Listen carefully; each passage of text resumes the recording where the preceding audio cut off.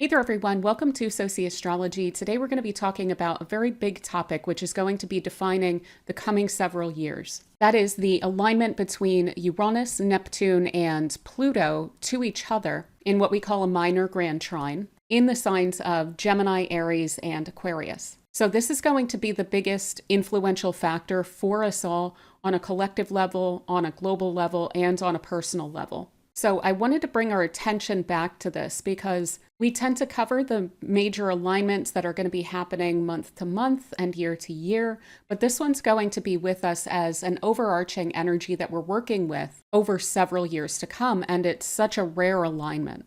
So this is really the container within which all of the other transits will be occurring until approximately 2033. So this is ultimately building out the new zeitgeist as well as a new era within our own lives. So I want to remind us of what it is that we're ultimately going to be working with. So these are all flowing aspects between the planets, and these are the outer planets. So Uranus, Neptune, and Pluto, these are the bodies which are beyond Saturn. So they are referred to as trans-Saturnian planets in astrology. And with Saturn representing convention, barriers, boundaries, restrictions, rules, authority, these all bring their own way of transcending that, of moving beyond that.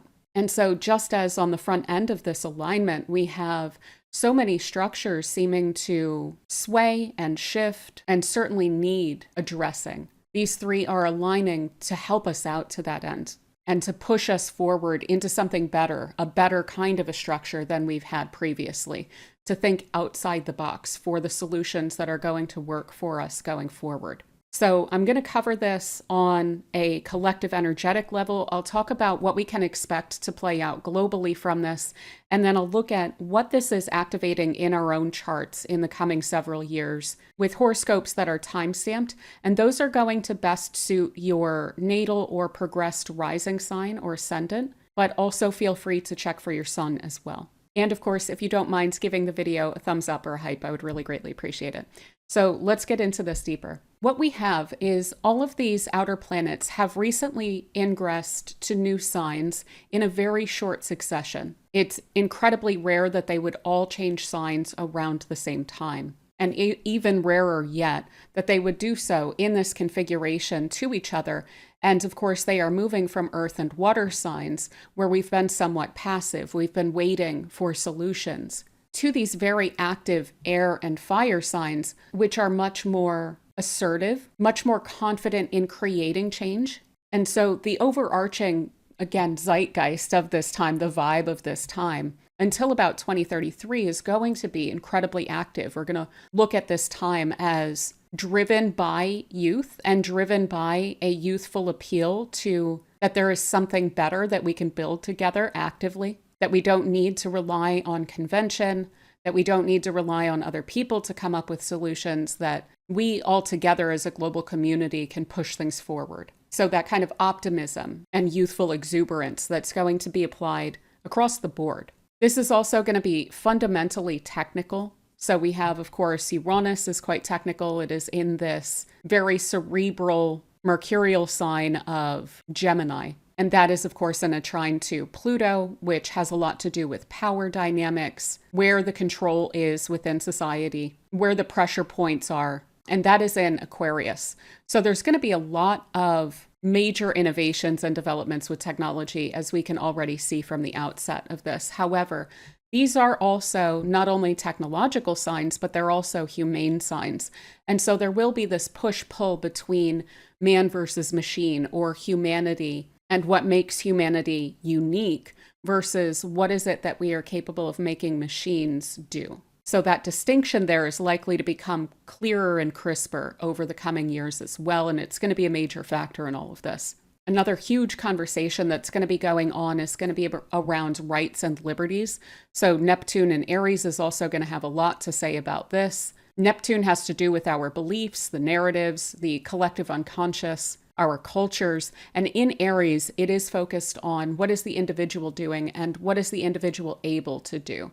And that is going to be then in conversation with these more social, like collective energies of Uranus and Gemini and Pluto and Aquarius, where there's going to have to be a discussion about what are our rights, what is expected of us socially, How do we create a social structure that respects the needs of the collective while also respecting the sovereignty of individuals or the liberties of individuals as well? So that balancing act is something that this minor grand trine is going to allow us to discuss and allow us to maneuver and shift in the coming years, so that we're working with a set of ideas that, again, is going to go with us forward, not so much just be a backstop that we are relying upon, which, if I do say so myself, has seemed to falter in recent years. What's perhaps amusing about some of this is that I think in the US in particular, there's a lot of cultural assumptions that have been made about people in power and what they do and what they don't do. And sometimes those rules have been broken, but they also weren't necessarily baked into the structure.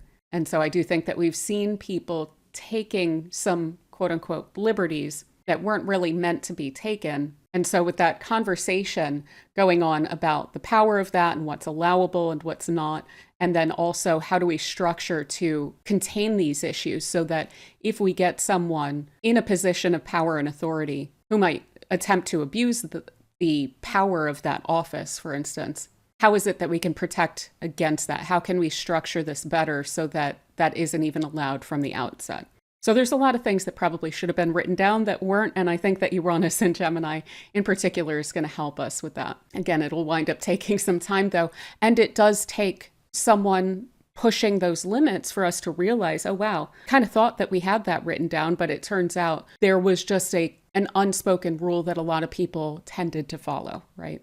Out of respect for certain institutions. What happens when the respect for institutions breaks down? Well, the institutions are going to have to shift and update, for one thing, to address maybe some of the reasons why there's been frustrations, but then also in order to actually bake in what are the limitations. So a ton of conversation and movement around individual prerogative of regular people, those in power, those with positions of privilege, and so on. Additionally, this is going to be incredibly progressive, and these are very progressive signs. They want to push things forward. They are very, very, very innovative and forward-looking, and they get very excited about trying new things and not relying on convention and tradition. So we can see that on the face of it, but we've also seen this play out in history. So whenever we get Uranus in Gemini, we get major leaps forward socially. Same goes for Neptune and Aries. Again, the respect of the rights of individuals, but also then the conversation that winds up coming in about how do we collectively protect that. And then Pluto in Aquarius is known across history for shaking things up, especially power structures that have become too comfortable, too top-down, too rigid, too concentrated. Pluto in Aquarius comes in, it winds up decentralizing and rebelling in a very serious way in favor of humanity against an overly entrenched power structure. Additionally, every one of these positions is associated very strongly with revolution and rebellion. The outcomes tend to be incredibly positive as well. Additionally, intelligence is going to be exalted during this time. So intellect, cerebral dexterity, being able to solve problems, wit, being able to articulate new ideas and new structures in a way that's understandable, that's accessible as well. That's going to be held up quite well here. I think that that should give us a little bit of hope. If we feel like we haven't quite been seeing that recently, give it some time. That is going to help a lot with that. This is also very eccentric. Like I said, it's looking for new solutions. It's not looking for what's been done before, and it will get quite excited about any sort of fresh idea that's going to shake us collectively out of any sort of a rut or stagnation, especially culturally or ideologically. So not only eccentric ways of life, but also beliefs and ideas and ideologies that go beyond what we've been working with up until this point. And there may be excellent aspects of all the different kinds of ideologies, maybe not all of them, but some of the different ideologies that we have been working with recently. But a lot of that, again, is going to need to be updated, refreshed, blended together in new ways, with new additions. Again, new protections and new guardrails as well to make sure that the social structure is actually in integrity with what it claims to uphold. Again, I think that there's been a lot of frustration in recent years as we've been so passive around feeling like there's a lot of leaders of institutions and ideological leaders and political leaders who claim to believe one thing, but then they wind up behaving in other ways, or they wind up supporting policies that don't really accord with the overarching belief system that they claim, or the value system that they claim. So this is going to be really refreshing, that blending these things together and, again, trying to create those guardrails. It is also fundamentally social. So this is going to be reinvigorating community. It's going to have us coming back together again, actively participating in conversation with each other, sharing ideas and so forth. So as you can see here, this minor grand trine continues for some years. It will wind up separating a bit deeper into this whole process. But this, I'm pretty sure, is going to be around 2028, where they're still very closely in alignment with each other. So on a collective level, the zeitgeist, let's say, we're going to see a lot of people encouraging each other to seek a sense of personal freedom, to create a greater sense of adventure in our own lives, to be more idealistic, to get out of a lot of the old conventional rat race and the stuck energy, the ruts that we've been getting into for some decades at this point, thinking that we can't change things, thinking that we're always just going to wind up coming back to the same issues that have kept us on the same treadmill over and over and over again. I kind of look at this little minor grand trine between these planets, these trans-Saturnian planets that transcend the boundaries and the barriers and the restrictions and things, almost as a little conspiracy that they're doing together to break us out of our own molds. And I think we're all going to be having a lot of conversations about that, either little ways to do that, how to encourage our children, how to encourage our communities to get out and mix with each other a bit more, to connect with each other, to create idealistic works, maybe even on an individual level. But how can we wind up contributing to a new, somewhat more enlightened, somewhat more lighthearted, excited human culture? So giving ourselves the space to not just 9 to 5 in a cycle for years and years. We do need to embrace that we are human beings and that this isn't really a normal way for humanity to live. We're not machines, in fact. And that is really wonderful. And as I mentioned, I think that there's going to be a lot of distinctions made there, and that is going to be something of a sticking point and an important pivot point that I know it looks right now like is going to turn out rough, but pushing back on humanity, like, oh, look at what all these machines can do. They can do a very limited set of things very quickly, sure. But there's so much that they can't do, especially come up with original thought, right? That is something that is quite unique to us living creatures. But it takes inspiration to fuel that. And so encouraging each other to keep that spark alive, to go on those adventures, to loosen the reins on ourselves a little bit more as we go forward, to insist that we have a bit more of a say in like how our day-to-day life even looks like. I think we're going to see a lot of people really bucking corporate culture in the coming several years. I think is going to be a big aspect of this. Now, additionally, this reinvention of individuality and our identities, Neptune is going to be working on that aspect of all of this. How does the individual fit into this? And where do we find our identity in this? I think that there's going to be a lot of people who find a way to be authentic and unique and eccentric and idiosyncratic, different from other people, and really make their mark and wind up inspiring us to be more authentic ourselves, to not feel the need to fit neatly into boxes or even fit anything near what we've seen before. But also then respecting the prerogative of other people to do the same. So to be very uniquely themselves and to maybe challenge our notions of the different boxes that maybe we've put people in up until this point. So respecting our rights to be authentic, respecting the rights of others to be authentic, to be different, to be diverse, and to understand that that is something that we need if we're going to wind up pushing forward together collectively. As I mentioned, I think there's going to be a major re-engagement with community, a lot of discourse, a lot of communication. We may actually have some communication innovations. I know that it feels very frictionless and seamless right now to communicate with each other, but that may become even more so. Maybe this is going to be new notions of what social media would look like, or what peer-to-peer and collective communication on technological lines, what that's going to wind up looking like. It may be beyond the notions that we have currently of social media. But yeah, this re-engagement with community, I think it will be on the local level, certainly. But finding communities, those that we enjoy connecting with, those that we feel we belong with, our tribe. I think especially post-COVID, where people became somewhat atomized, that this is going to help us to wind up coming together more, communicating more with each other, learning to tolerate each other and our differences a little bit more as well. And also learning from each other, simply being open to understanding each other more.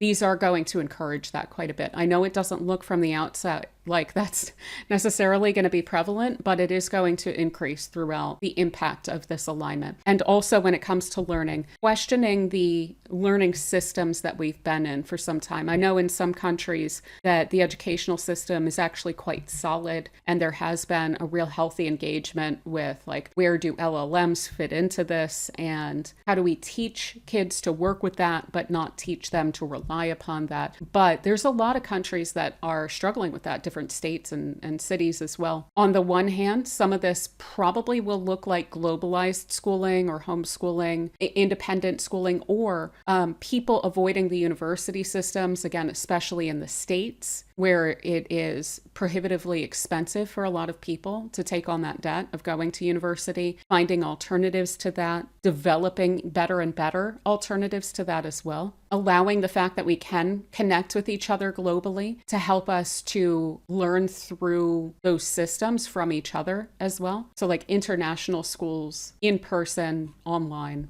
I think there's going to be a huge amount of development along those lines. And of course, we're going to have to figure out different ways to manage education now with the advent of LLMs, at the very least teaching what their limitations are.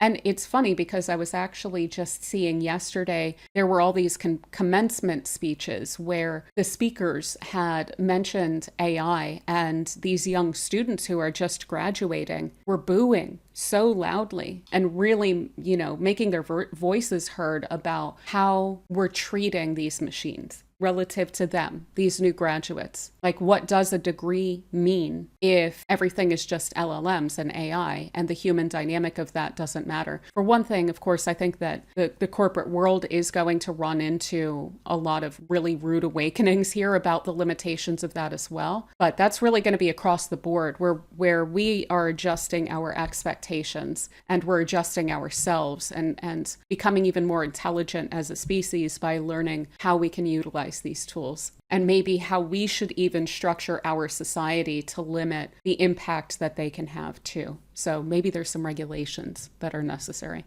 So I do think a lot of what is going to be held up about humanity and human beings is going to be that eccentricity of thought, these original ideas, our ability to critically think about things, to take context into consideration, to really enjoy intellectual challenges, maybe even social or engineering challenges that come up, and finding unique solutions along all of these lines. This is something that, of course, cannot be replaced by AI, by LLMs, and I think that this is something that will find itself very valuable, both on a kind of lucrative career path kind of a level, but also on a cultural level. So who is able to construct ideas, construct stories and narratives that haven't been thought of before, that really push our imagination further? This isn't going to be supportive of the status quo or just the constant retro, right? Like where we just go back 20 years and whatever was popular 20 years ago is what's popular again. This is going to be desiring to push us beyond those constraints, beyond that convention. And those who are able to be very flexible and spontaneous take advantage of opportunities as they wind up arising, who are very capable of learning in new ways, very open to different kinds of ideas, very open to diverse thought. These are going to be very valuable skills and characteristics and traits as we go forward, especially as we can see that it is necessary to release some of these old paradigms of thought, of how we structure society, of our culture, of what we value on a personal level, on a local level, on a cultural level, on a global level. Like, what are the rules now? What are our values as humanity at this point? Clearly, the old paradigms haven't held up until this point, because otherwise we would not have all just kind of scattered about, atomized, and feeling like we can't quite understand each other. So in order to find our way back to each other, we are going to need to release some of those old paradigms and look at things in a new way. So again, new conversations and discourse around ideology, around belief systems, and narratives of how society functions, even narratives of history and things like this. We're going to have to be discussing that. We're going to have to be engaging with that. And I think that this is going to wind up developing a lot of new movements that have a huge impact on how history winds up unfolding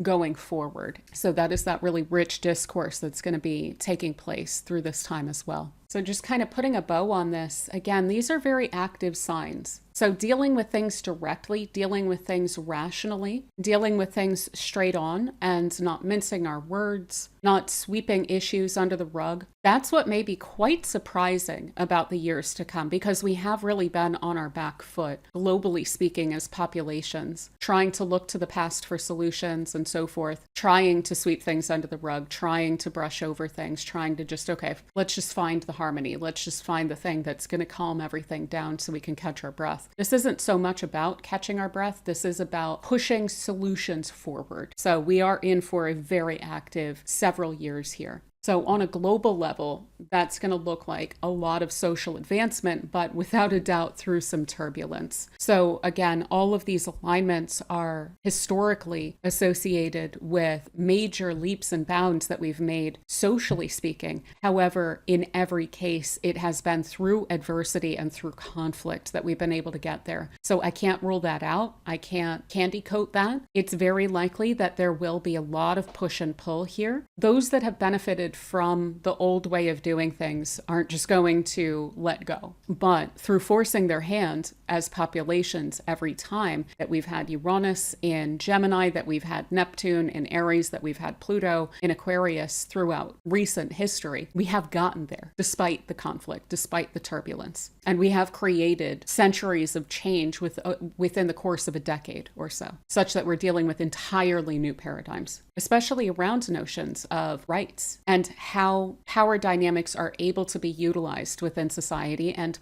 what limitations we will impose upon the abuse of power. So that's going to be top line with all of this. And as I mentioned, you can see here, I wanted to show how Uranus does then wind up getting ahead of Pluto and Neptune, which are slower. Pluto is going to take until about 2044 to move on out of Aquarius.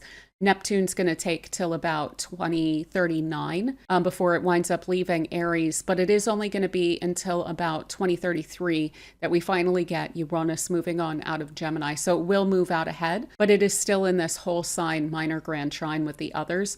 And it's probably just going to look like, okay, the ball is rolling and it just kind of continues to roll and we continue to push things forward as that becomes less perfect of an alignment there. But the unbelievable perfectness of that in the coming handful of years here is kind of nuts. And it does look to me like there is going to be a lot of divine timing, a feeling of divine intervention in global events that may not, again, on the face of it, in the moment, look like this is what we want. But sometimes things have to get worse to force our hands to where we say, no more of this, absolutely no more. This is where we're drawing the line and you've crossed it. And we need to create new rules. We need to create a new structure. We need to create a new paradigm. Maybe there needs to be a new movement that is actually going to wind up winning out this time, rather than all the movements we've been trying to create over the past couple of decades with the outer planets and some relatively passive signs. So we were really wading through mud over since 2008 when Pluto wound up going into Capricorn. And certainly since 2011, when then Neptune wound up going into Pisces, it's been a slog. But as this energy starts starts to flow with us a bit more, it's kind of like getting a backwind where we may actually be forced to address things faster than we would think that we will be ready to. That is something that we've seen time and again through history with these kinds of alignments. So expect things to look pretty crazy. And when something isn't up to par for us, when something isn't the way that we want to see things unfold for decades to come, we need to speak up. We need to get active about it. We need to start talking to each other about how are we going to solve this problem. Regardless of whether we are in some kind of a high office, we are the humanity that Gemini and Aquarius speaks to. So the change is coming from us, but we are going to have to force that, certainly, at times here. And sometimes it's probably just going to feel like, okay, we got a really nice backwind and we didn't really have to push that hard for the solution. It just kind of wound up working out. So it's going to be a bit of a mixed bag there, but we will get a lot of help here. And so that willingness to push the envelope here, to push things forward, and that willingness to be a little bit subversive, because that's what it's going to take. If we want to subvert some of the abuse of authority that we've seen recently, we are going to have to undermine that. We're then going to have to constrain that. We can't just rely upon the old rules that seemed apparently to not be written down, right?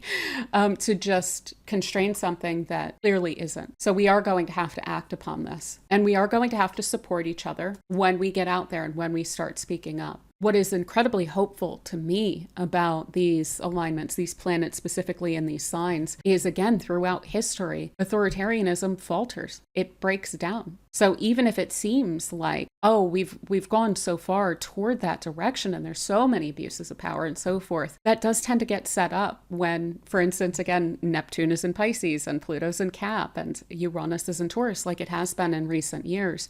And then as these planets move into these signs, they tend to upend that. So being willing to be a bit subversive when it comes to authoritarianism, when it comes to abuses, speak up, get active, get involved with each other, start talking, make your voice heard, because that's what it's going to take. And that's what it has taken each time in the past. And that's what's going to wind up enforcing that realignment of ideologies. It'll be stirring in the collective. We'll be talking about it, and then we'll be pushing for that. That's going to become then these mainstream agendas as the population starts to figure out where is the common ground? How can we get on the same page? So those new alliances where we are going to have to allow for diversity of thought as well, with Uranus in Gemini is going to require that of us. Neptune, even in Aries, is going to ask that we do respect the rights of each other to disagree on certain topics, but still support each other and still try and push the collective unconscious toward a place of greater rights. And again, we may be actually quite surprised with some of the shifts that we see in populations or aspects of our populations that we may feel like we don't agree with anything on. They may wind up coming around, or at least enough of them, such that we are able to mainstream some very new perspectives on how we're going to wind up moving forward from this point. Additionally, new networks. So I'm thinking of that along the lines of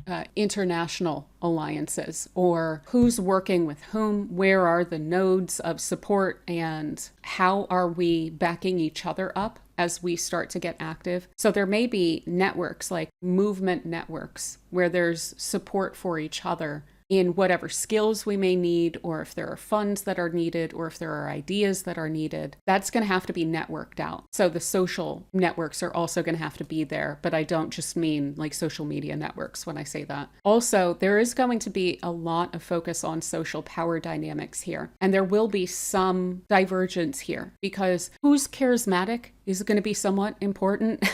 There probably will be some groupings that have a little bit more social power than others, and it's going to be important to try to navigate that without allowing for it to get out of hand in the way that it has in the past, like the social power dynamics of a specific economic class of billionaires that seem to be able to make all the rules, right? So how can we build each other up without letting that become too hierarchically out of hand? I think that's also going to be a major discussion around it basically what I'm speaking to is a conversation about decentralization. How can we centralize our forces without overly centralizing social power or social influence within specific nodes that could become kind of corrupted? So that's going to be a discussion that's going to be had, and we're going to have to see it play out in different ways, sometimes disappointing, sometimes overcoming the odds there. And we may see that in different countries as well. And that is also going to wind up helping with creating very powerful solutions to social barriers. But we are also very likely to see powerful solutions to structural or engineering or political barriers, like geopolitical barriers even. So one thing that I've been harping on quite a bit with Neptune in Aries, and especially with Neptune in Aries with Saturn, as it'll be for a couple of years, is I kept saying, like, man, the shipping lanes are going to get blocked. We're going to have some issues with trade because of bottlenecks, because of certain powers trying to control different shipping lanes. And of course, we see that becoming massively huge at this point. And that's a real problem. But it helps us a lot that Uranus is now in Gemini.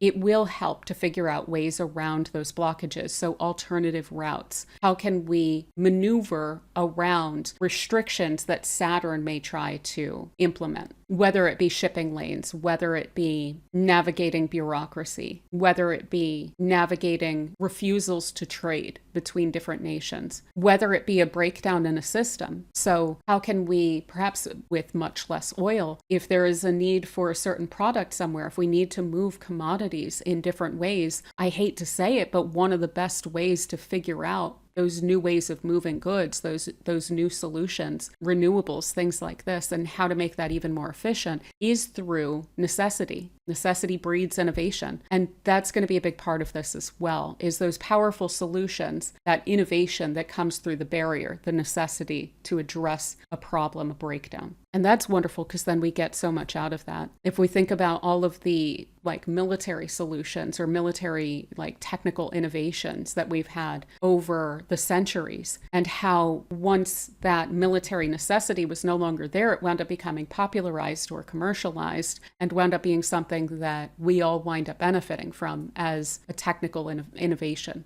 Now, that said, I do worry a bit about disruptions to technological and energy systems. There's less of a direct history of that with these alignments because it's been a while since, so it's been 84 years. With Uranus, it's been about 160-ish.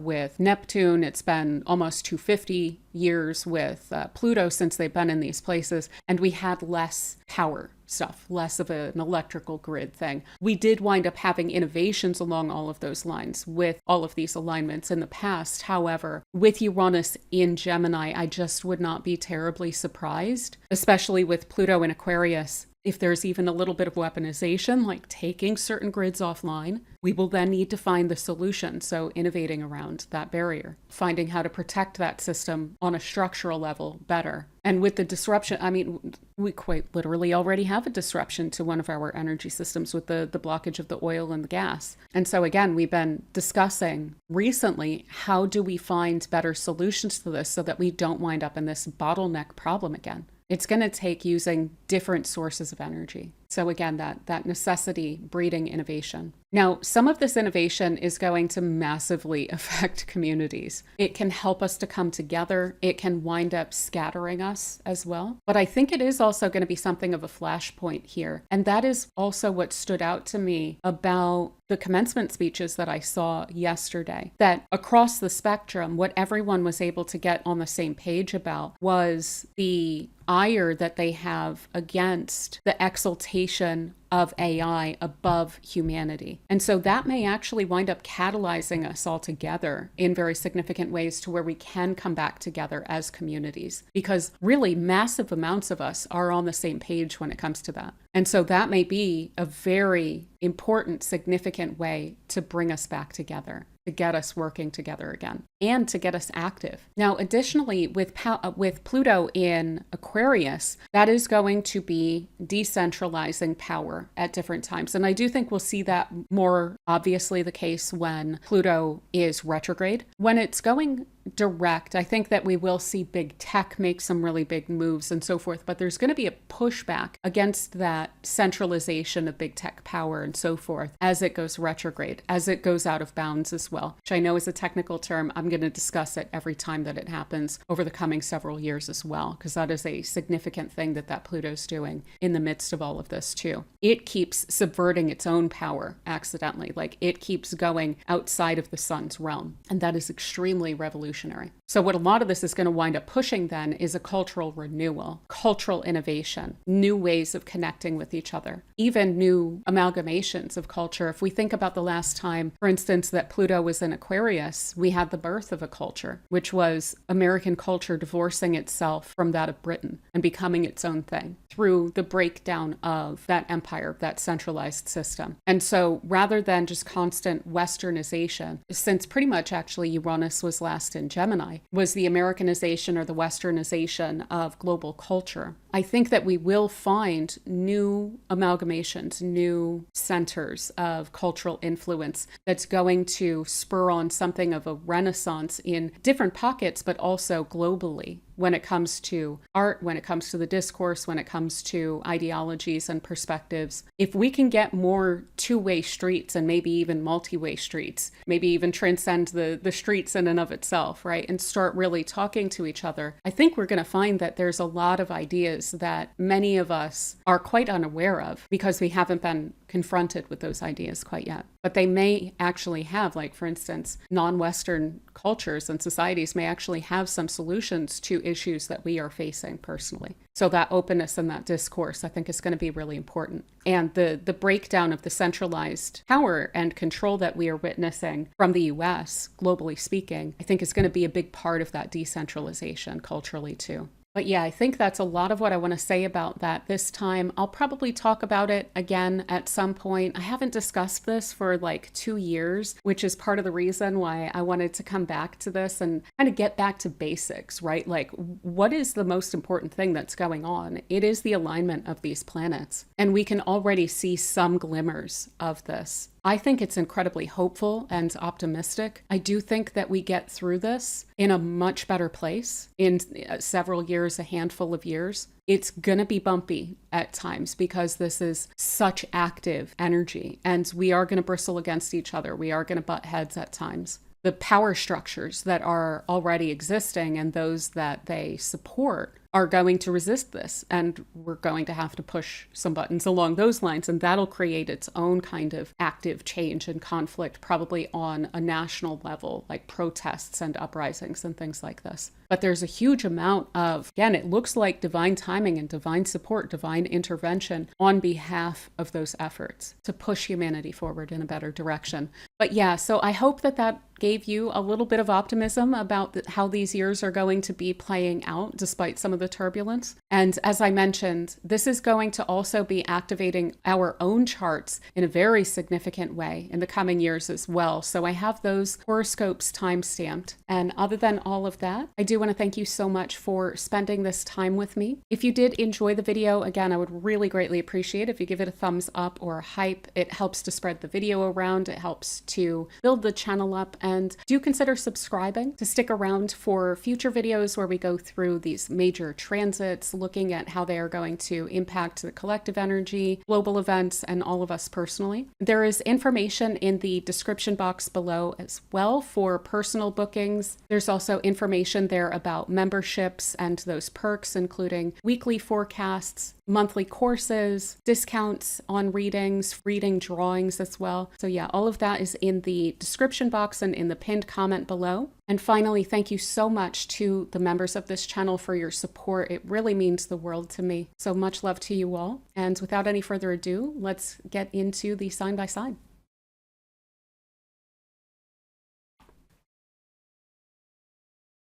All right, so for Aries, we have the outer planets transiting through your 1st, 3rd, and 11th houses.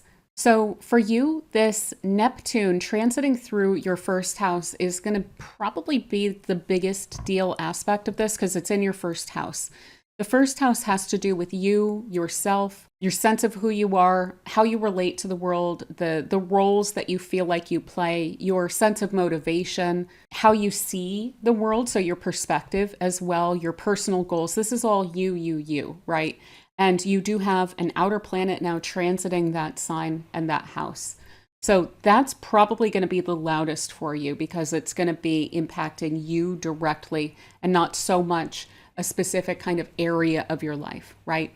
So Neptune here in Aries is going to be softening and then remolding and reshaping your perspective on life, your sense of expression, your identity, especially your group identities, which we'll get into in a moment.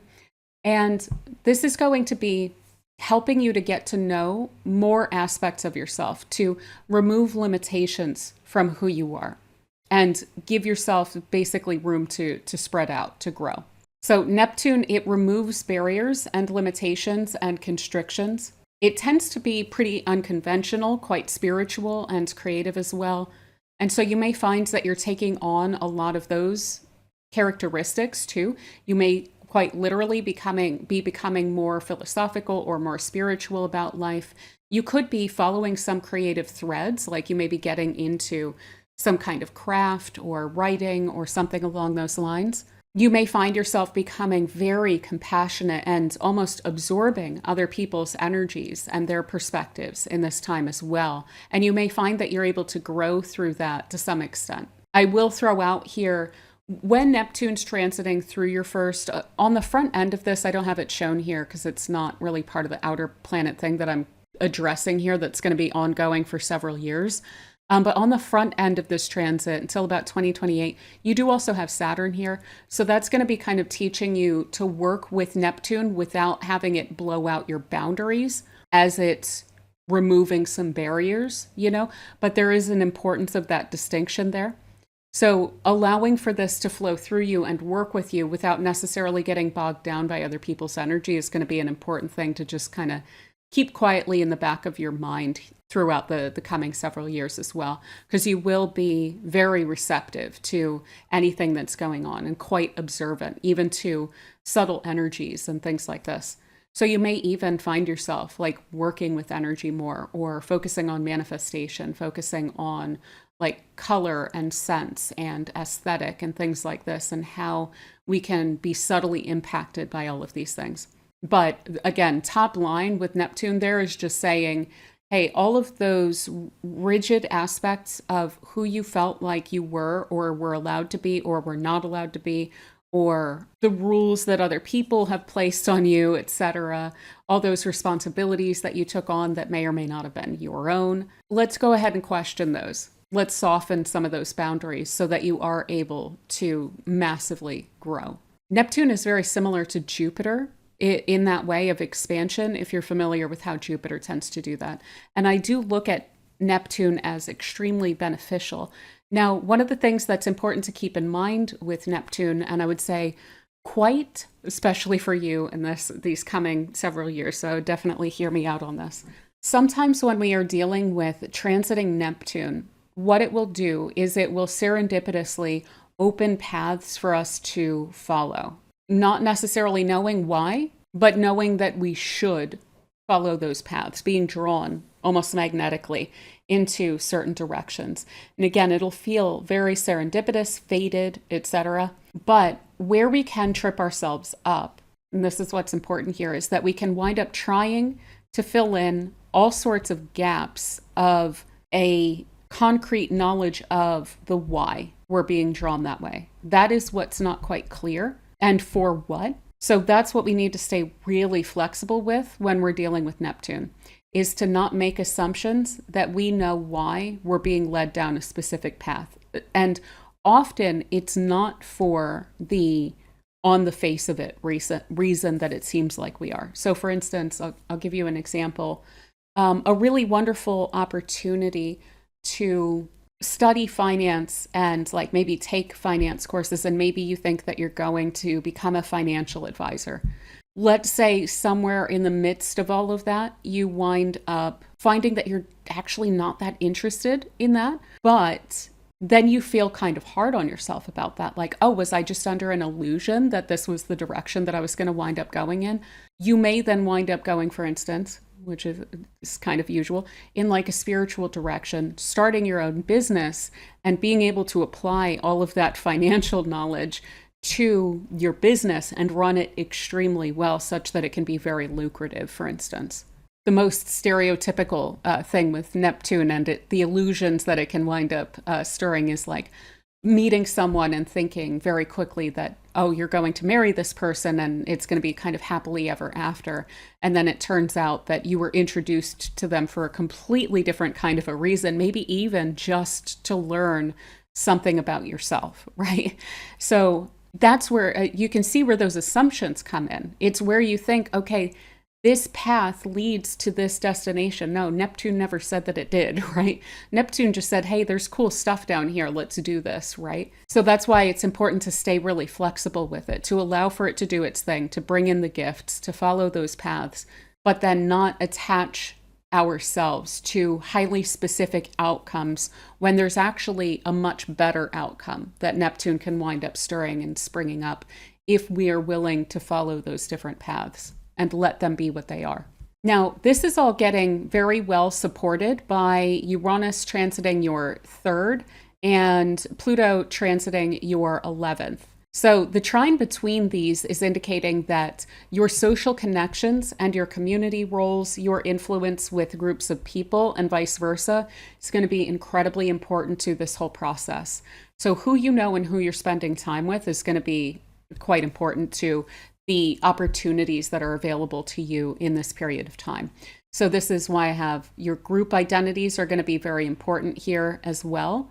Who is it that you're identifying with? Who is it that you're aligned with? Who is it that you spend time with, that you are associated with as well? Like, how do people see you? It's very likely that that is going to be in some way empowered through this period of time. So there's something of authority or stronger impact, like making a stronger impact, having greater influence that's going to carry your reputation somewhat higher as well. So that may have something to do with associating yourself with different kinds of people, maybe with more powerful people, maybe you are quite literally networking in order to improve your career prospects and opportunities, or it's in order to open doors for yourself. This is where people can give us a leg up, and this Pluto can be people who are very influential. So I would be staying open to people being able to offer these kind of quantum leap doors in your life for you. Additionally, I would expect that there's going to be some push and pull here and there with regard to how you and those that you're associated with are growing. Are you growing together? Are you growing apart? Are you just kind of growing in your own way and you will continue to support each other and deepen your sense of trust with each other, but maybe not follow like parallel paths? It can be any of those things. You could wind up deepening your trust with some people such that you're able to feel much more secure in your life as well. Like when we know that there are people in our lives that really have our backs, that can help us to take more risks because we know that there's someone there. There's like a safety net for us if things go a little bit sideways for some time. But there may be some weeding that goes on here as well. So you may grow apart. So there can be like release of some connections with Pluto as well. So yeah, that's that kind of deep, irreversible transformation of your friend groups and your communities, either a deepening of trust or a release of some people. Some new connections will be coming through that should be quite influential as well. And all of this transformation overall should be very supportive of your personal ambitions too. So there's a major leg up again that you're getting from this transformation. You may even have some really deep thoughts that are going on about, for instance, your sensitivity here. So if you're picking up on a bunch of people's energies, you may become quite aware of, oh, maybe these aren't the greatest people to be connected to. Maybe they are putting out something that it has an impact on me and has an impact on my worldview and how I see my prospects and stuff like that, that isn't really helpful to me. So that could also be one of the ways that this plays out very helpfully to you is by removing that limitation. These two will work together nicely to do that. Additionally, with these two working together, you're very likely to feel super like serendipitously supported by people around you. So you may wind up meeting someone in your community, even online. Uranus and Jupiter in the third could totally be an online space as well. But the third house has to do with the people, places, things around you. So your neighbors, your locality shows up here. Siblings also show up here, peers, friends, acquaintances, those that you just kind of spend time with as well.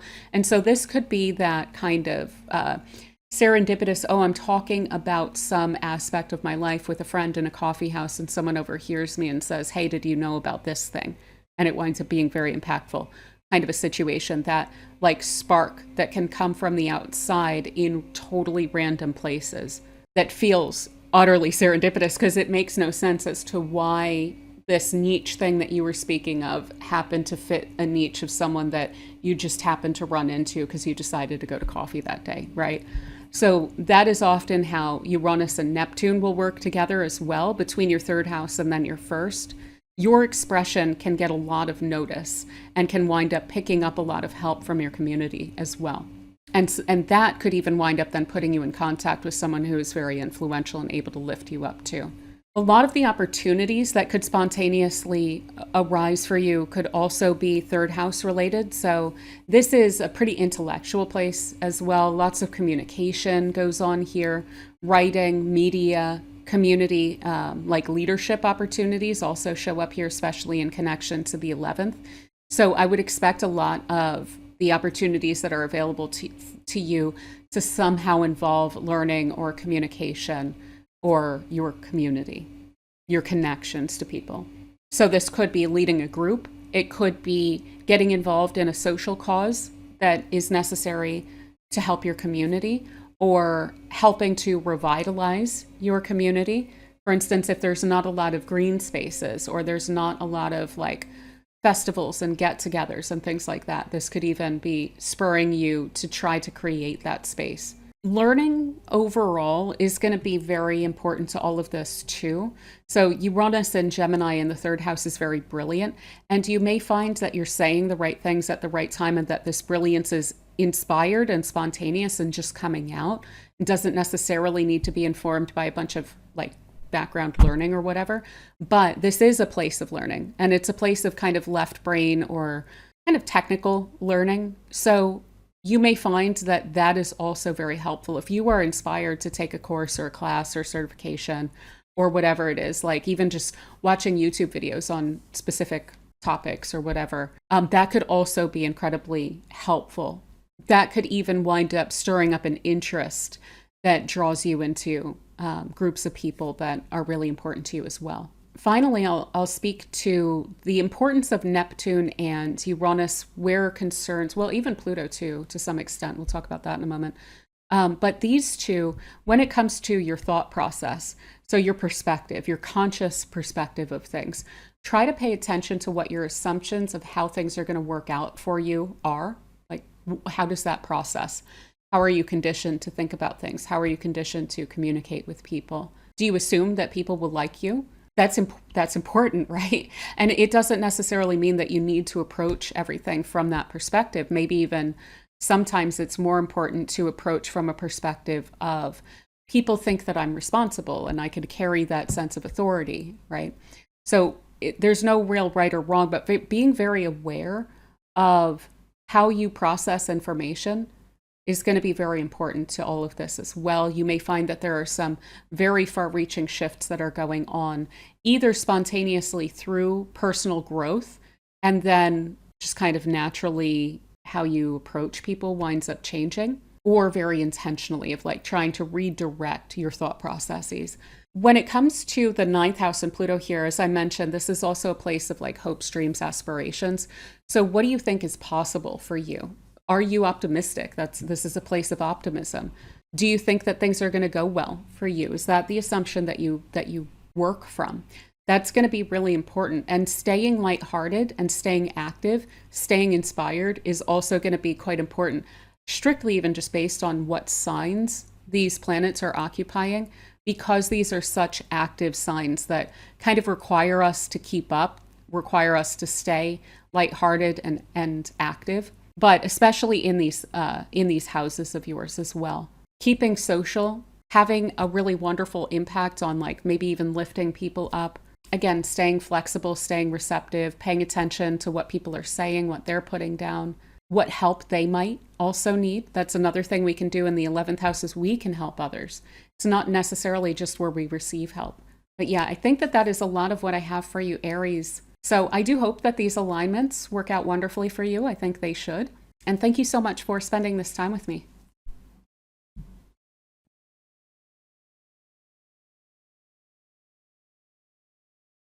All right, so for Taurus, we have the outer planets activating your second house, your 10th house, and your 12th house. So let's start by talking about this trine between Uranus in your second house of personal resources and Pluto in your 10th house of your ambitions, your public image, your career. So Uranus and Pluto together are going to be encouraging you to innovate along the lines of your material life, your career, your income, your sense of security and control over your own direction in life. Pluto's stirring up the desire to control and have a sense of power over your direction, while Uranus is innovating your finances. So this can look like creating new streams of income. This could be looking actively for a different kind of a role or a different direction that you're wanting to take in your career. So switching fields or switching departments, switching companies, maybe doing what it is that you do differently. So going independent, whatever it is that you feel like is going to give you a greater sense of broad control over your life. Now, when we're dealing with the outer planets, we do tend to have a choice as to how we would like for this to play out. Do we want to be to some extent in the driver's seat and push these matters forward? Or generally, if we try to resist what the outer planets are calling for from us, it can force our hand. So top line, I would say if there is a career frustration that you have, if there is an authority figure, a boss that you really can't stand, if there is a company that you're working for that you really feel you are not aligned with, I would really recommend, to the extent that you can, not sweeping that under the rug for any longer than necessary. Try to find ways to change that, to bring a sense of transformation to that area of your life. Because on a really wonderful level, this can absolutely look like what I said of going independent or finding a different way, finding a different job, going into a different field, going into a different department. Or if we cling on to something that we really don't like and we give our power over to that. So for instance, letting Pluto exercise power over the direction of your life rather than utilizing Pluto to gain a sense of control over the direction of your life, then it can wind up kicking you into a different direction on its own, to where you can then feel like you're kind of playing catch up or trying to figure out a contingency plan, basically, to put that nicely, right? So really do try and keep your mind open. Try not to stuff down any sort of very legitimate feelings of frustration over a lack of control over your life. This is the time to lean into that and to claim that sense of sovereignty and freedom for yourself. Now, this may require some innovation. These are both pretty innovative planets in very innovative signs. So technology may come into this. Learning may come into this. Also, developing your social networks. Those are going to be extremely valuable to you as you go through the coming several years. And I did mention the dates that all of these are going to be in these places just before the collective reading. So I would be trying to connect with people, communicating, embracing new technologies, but not just in the corporate kind of dry cookie cutter way that they are being presented to us. That wouldn't necessarily be so innovative, right? So think about different ways that you can utilize these things, or a different kind of an innovation, not so much technological, but more social. This could even look like, instead of feeling the need to go independent, like creating a cooperative with other people in your field. Pursuing some collective direction that is maybe unusual. Maybe it's quite literally collectivist in some way. That Uranus and Gemini, it's going to try and free you up from feeling tied down or yoked to immediate concerns around financial security or material security. So those big questions about what would you do if the financial questions weren't there, it's very worth entertaining those. Some of them could wind up being quite brilliant. Maybe this is a skill or a craft, a talent that you have that you are able to bring to market on a local level even. Additionally, if you are interested in streamlining, this could also help you quite a bit of like becoming known for or getting a reputation for innovating workflows and potentially finding a path to a position of authority and power through your ability to control specifically workflows, right? And teams, and even like not just your own personal direction, but the direction of a company that you work for maybe. So if you are looking for a leg up, but you don't want to change where you are, efficiency and the social dynamic, the people skills, that's what I would really lean in on in, again, the coming several years here. Now, additionally, these two are also playing quite nicely with Neptune, which is transiting through your 12th house. So these two are in a trine, that blue line, and then these green lines are sextiles. Neptune has to do with serendipity, with ideals, with how we would most love for something to look or be. And with that in your 12th house, this is the place of your subconscious, of your subtle influence. This can be where you work behind the scenes as well. And this is going to further question what Uranus is doing of like kind of trying to free you up from the just dry material concerns of life. Neptune's going to be raising some questions along those lines too, of how much do we really personally value like the keeping up with the Joneses kind of thing, right? And it should be tapping you into your own internal subconscious values, convictions, what you truly believe in deep down. And some of this may very well fly in the face of societal or social expectations of you. You may need to really claim a sense of freedom and sovereignty over your own life in order to feel like you are living in accordance with your personal values. And that may be one of the big challenges here in the positive connotation of the term. Additionally, this can wind up bringing in a lot of intuition, feeling like you're in the right place at the right time, connecting with the right people. It can almost feel at times like your path is kind of laid out for you and you're just kind of bumbling along it. And that can be really wonderful, certainly. But you may find that, for instance, there are new income streams that seem to crop up just as you're needing to look for a little bit more flexibility or an impression that you're making on a position, on a person in a position of influence that's able to help you out, able to give you a leg up. Like you're in the right place at the right time to find these little breadcrumbs, basically, along the path. So I would really pay attention to like, what is your subconscious? What is your body? What is your intuition, your instinct telling you about which directions you should be going in, what you should be trying, what you should be open to? Because while Neptune tends to not really provide evidence for the path that it's trying to lead us along, it does tend to keep us pretty safe. And it does tend to lead us in a good direction, either if we need some lessons along the way. That's one of the reputations that it can get. On the more complicated side is it can lead us into, hey, I bet you didn't know about this potential trip up here and there, right? So that's why, in my view, it's really important with Neptune to stay very open to what it's bringing to the table and not assume that you know what it's trying to lead you toward.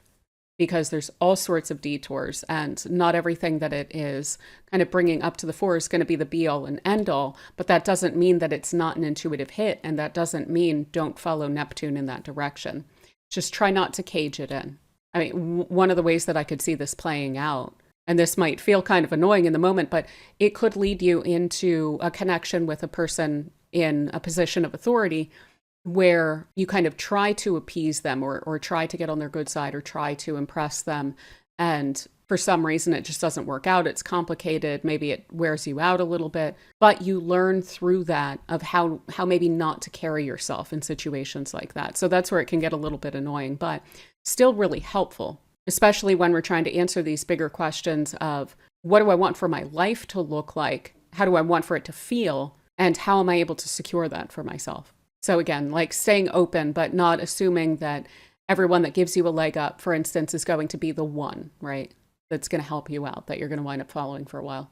You may also find with this that your career direction or your life path is going in a more spiritual or a more intuitive or a more psychological direction, or that studying up on these things winds up leading you toward a new direction that's going to be very powerful for you. So it could be really well worth studying up on those things. And again, just trying to remain open to understanding human nature, social dynamics, working with those as well as you can, trying to stay open to social connections, to innovation, to new ways of earning, keeping your door open to those things, and focusing on a greater sense of how can I feel like I am more in control of my life, of my direction, of my future, and how that's unfolding, rather than maybe staying in the kind of day-to-day, plodding along, just kind of trying to get to the next day. This would really encourage you to carve some time out to look at the big picture and claim that power that Pluto's trying to confer here in your 10th house.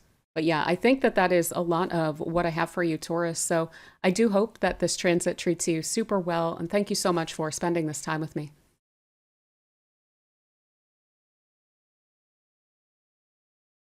All right, so for Gemini, we have the outer planets transiting through your first, ninth, and 11th houses.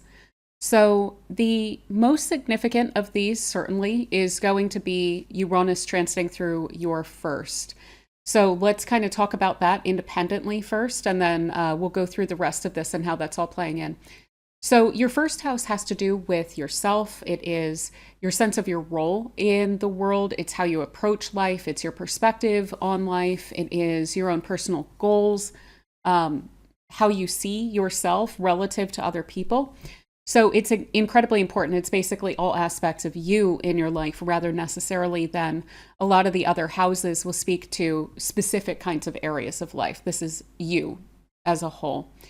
So Uranus is going to be shaking that up quite a bit. I'm sure that you've already experienced this a little bit off and on since last summer, of pivoting in new directions, reinventing yourself, getting to know yourself in different ways, seeing yourself differently, seeing your possibilities differently, maybe even taking on different kinds of appearances, new goals that seem to be arising, new interests, new roles that you are fulfilling as well.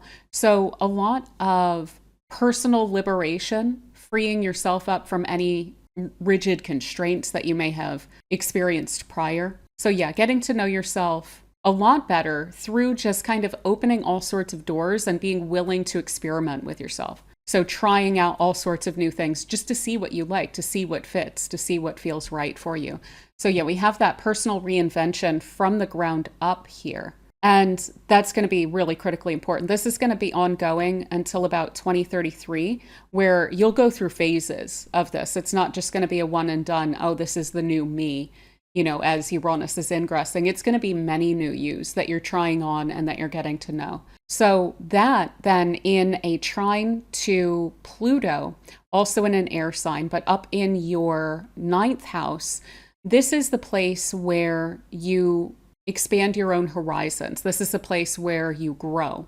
So on a literal level, travel and higher education, conceptual thinking, your worldview, your belief system, those all tend to show up in the 9th house. But ultimately, this is about external expansion. So exploring different physical areas, going different places than you have before, but also internal expansion by exploring new ideas, unfamiliar ideas and perspectives on things.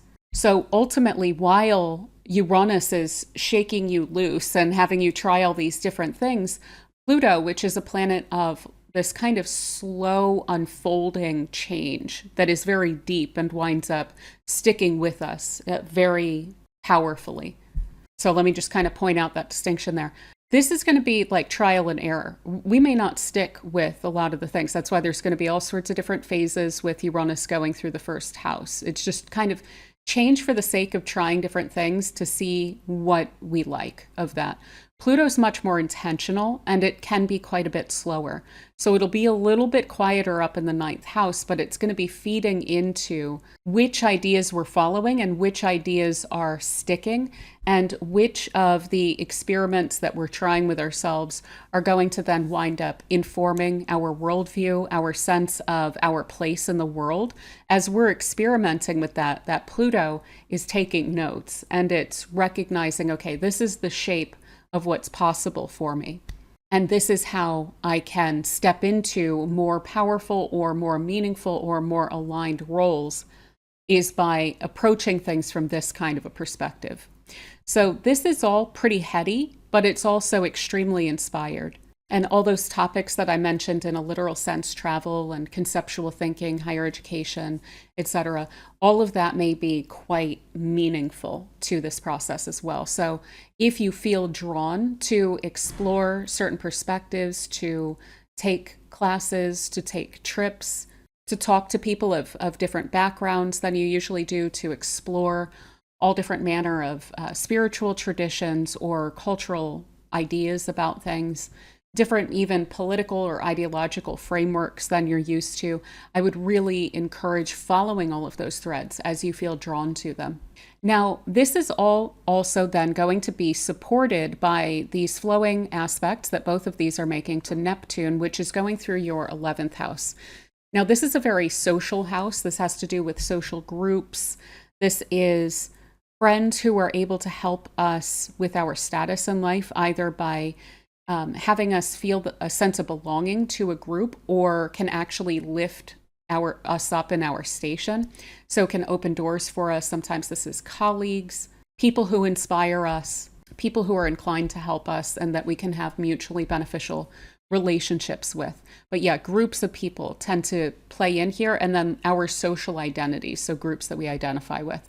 That is likely to be kind of shifting sands in this period of time, and that'll also help out a lot with personal experimentation if the groups that we quote unquote identify with are a little bit blurry in the beginning here. We can work with this. We can stay incredibly flexible with all of this by not feeling caged in by the people that we're around. So we don't feel the need to hold on to a specific identity, either for the sake of belonging to a group or for the sake of either our notion of ourself or our notion of what we can be. All of that is very malleable during this period of time, which is excellent. Now, this can show up quite literally, Neptune in the 11th house, as connecting with Neptunian groups of people. So groups, affiliations, friends that are very spiritual, that are very socially or politically oriented, that have some kind of social cause that they strongly believe in. This can be creative people as well, or eccentric types of people. This can even just be groups of people that are fundamentally aligned with us on a deeper level, rather than, oh, we work in the same field, right? It's more about, are we on the same page fundamentally? Are we on the same wavelength in life? Do we have the same values, basically? So our personal growth is getting supported by those that we're connecting with and staying open along those lines. So it may feel like there are some weird serendipitous opportunities that we have to either meet or connect with or deepen our connections to different kinds of people that are likely to have a really wonderful influence on us. I would recommend staying somewhat open to influences from other people, ideas from other people, their perspectives and so forth, because it's not always 100% crystal clear on the front end when we're dealing with Neptune as to what the benefit will be to us remaining open and flexible in a specific area of our life, or willing to follow a certain thread or experiment in a certain direction. But it does ultimately, in my experience, wind up being incredibly beneficial and being some really wonderful learning experiences. So staying open to opportunities, taking advantage of the opportunities that are opening up to you here, that are presenting themselves. It may feel like weirdly magical at times. Neptune can be fantastically wonderful. If you're familiar with the archetype of Jupiter astrologically, Neptune can really bring that one beat higher, where it almost doesn't seem to make sense as to how perfectly something can wind up playing out, especially if we don't make a bunch of assumptions about what the outcome of that is going to look like for us. Sometimes a wonderful experience is just a wonderful experience. Sometimes a new path is going to lead us in that general direction. And sometimes a wonderful path is just a detour to pick up some notion that we otherwise might have missed, that winds up being one of the like missing pieces of the puzzle of the broader picture that we're building of ourselves and what we're capable of here. So staying open to like hearing people out and absorbing people's perspectives and allowing for that to play around with our own personal experimentation here. So yeah, our willingness to embrace flexibility and change is going to be very important as well. Also, being willing to embrace the change that we're seeing in the world with the ninth house too. So trying not to fear that change is a big thing with Pluto. And in the ninth, sometimes there will be moments where the world feels a little bit daunting and we may question our ability to meet it where it is. But one of the big lessons with Pluto is to fully embrace that everything changes and that that's what's going on with the world right now. And sometimes change can be fearful, especially when it's taking place on such a broad level of like the global order, right? And it can be difficult to understand, like, where am I going to catch my footing? But through this, recognizing that there will always be those opportunities to catch your footing. There's always going to be those support systems there with Neptune in the 11th house. So yeah, as I mentioned here, social circles are very likely to shift toward new aligned communities. People who share your values, share your perspective, share your care, share your heart for the world. This is also probably going to stir you up in that direction of like compassion on a societal level that you may want to action. So you may find yourself, especially perhaps on the front end of this, I don't have it shown here because it's not really this like several year process that's going on, but on the front end of this until 2028, Saturn is also in Aries with Neptune. And so you may find yourself in something of a leadership position on a group level that requires you to get to know yourself in different kinds of ways, especially if you have bristled at the notion of authority, either as something that you are responding to or that you are kind of taking up as your own. Remaining flexible with yourself and stepping into those roles. You may actually wind up in the long term, even after Saturn winds up moving on, being something of a teacher, like teaching other people, sharing of your wisdom, sharing of your hope and your optimism and your perspective on the world meaningfully for other people with Neptune and Pluto, where they're at as well. These are also flanking your 10th house. So as they are working together, they are very much balancing your future trajectory between them. And there is a lot of influence that they have bound up between them. So I really wouldn't be surprised if there is something about like having a strong influence on how things are playing out, at least around you, leadership roles basically. And they're also going to be stirring things up toward greater visibility, a lot of recognition, especially for your unique ideas or your unique contributions. So again, that's these two working together and kind of flanking the 10th house there and bringing these subtle energies of yours, maybe even not so subtle with Pluto, like your ability to have an impact with your ideas, especially any sort of conceptual frameworks that you're working with. You should be able to get a lot of recognition for that. And for instance, if you are working with branding or you are leading a community or anything like that, these two are going to help a lot with speaking to contemporary culture in a way that people can pick up on that makes sense, but that also stands out quite a bit as well. But again, the unique ideas and contributions that you're bringing are coming from the brilliance of Uranus and Gemini, and that being in your first house, and sometimes just spontaneously arising within you, sometimes spontaneously presenting itself to you from the outside in an opportunity. So yeah, these energies are all going to be dancing together really nicely for you. There will be a little bit of a push and pull between your own independence versus your sense of collective purpose.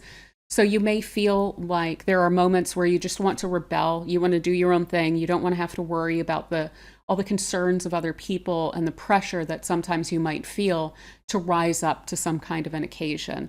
But as long as you're able to stay as flexible as you can with yourself, allow those feelings to come up, maybe try and hold some space for them, try and make some room for that in your life to where you're able to just kind of do your own thing for periods of time and then come back to what it is that you're trying to create, like of your life in the world, then you should be able to avoid any pressurized burnout or anything like that, right? Or over rebelling. So yeah, try and pay attention to your energy levels there. This could draw a lot of your energy out quite a bit. And again, if that winds up being too much the case, then this Uranus will point that out to you, and better to get on top of that early. Maybe try and take a personal day or something like that when that starts to arise, rather than waiting for it to come out a little bit more explosively like it can with Uranus in the first. But yeah, I think that that is a lot of what I have for you, Gemini. It is a really wonderful alignment, so I do hope that it treats you super well, and thank you so much for spending this time with me.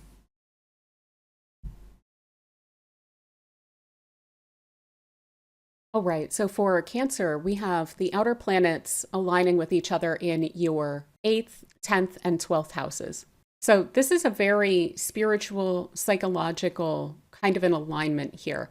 And it has to do with the direction that you're being led in your life. So there's going to be a lot coming up here about your shifting relationship with spirituality and spiritual connections, your connection to various energies in the ether, your ability to pick these things up and to follow a lot of clues that are going to be laid out for you in terms of the direction that you should be pushing in with your career and your ambition.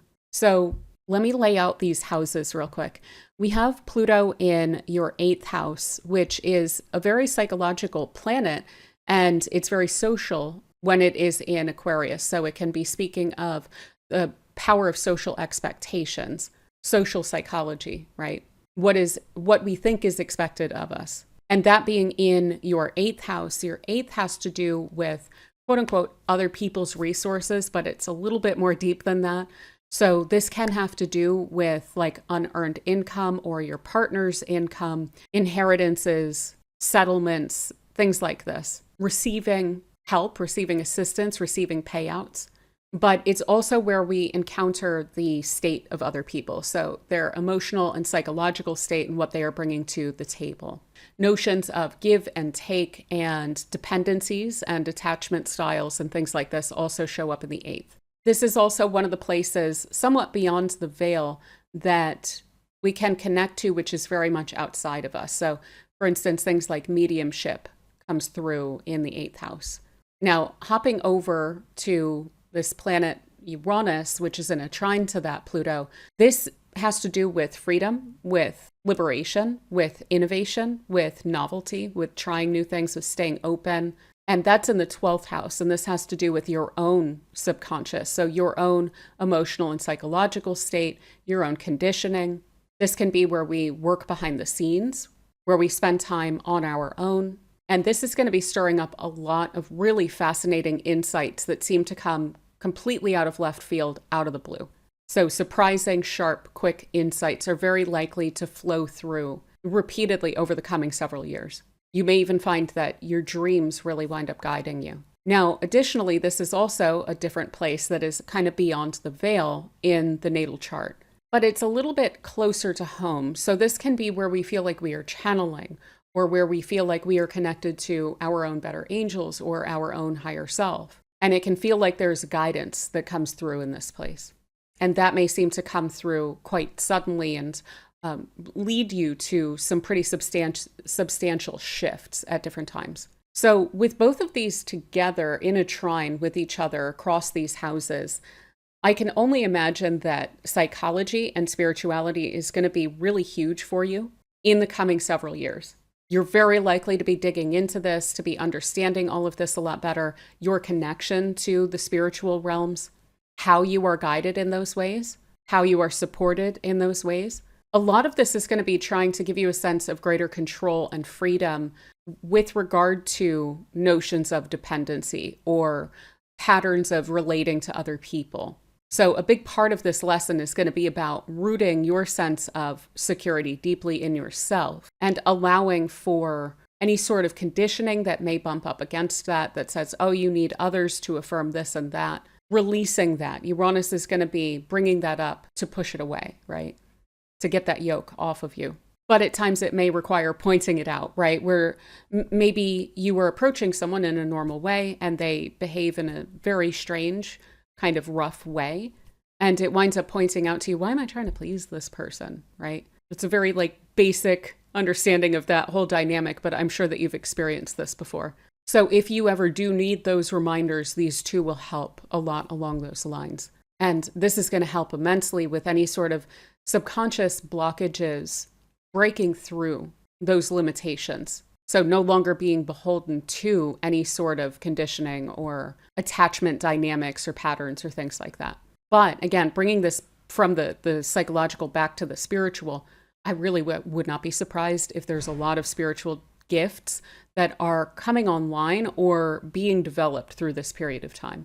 So if that's not something that you have experience with yet, one thing I will throw out there is like smudging, clearing your space, keeping the energy like hygiene really good. Very important. I know this gets preached a lot. There's a reason for it. And let me just say, I'm a Gemini rising.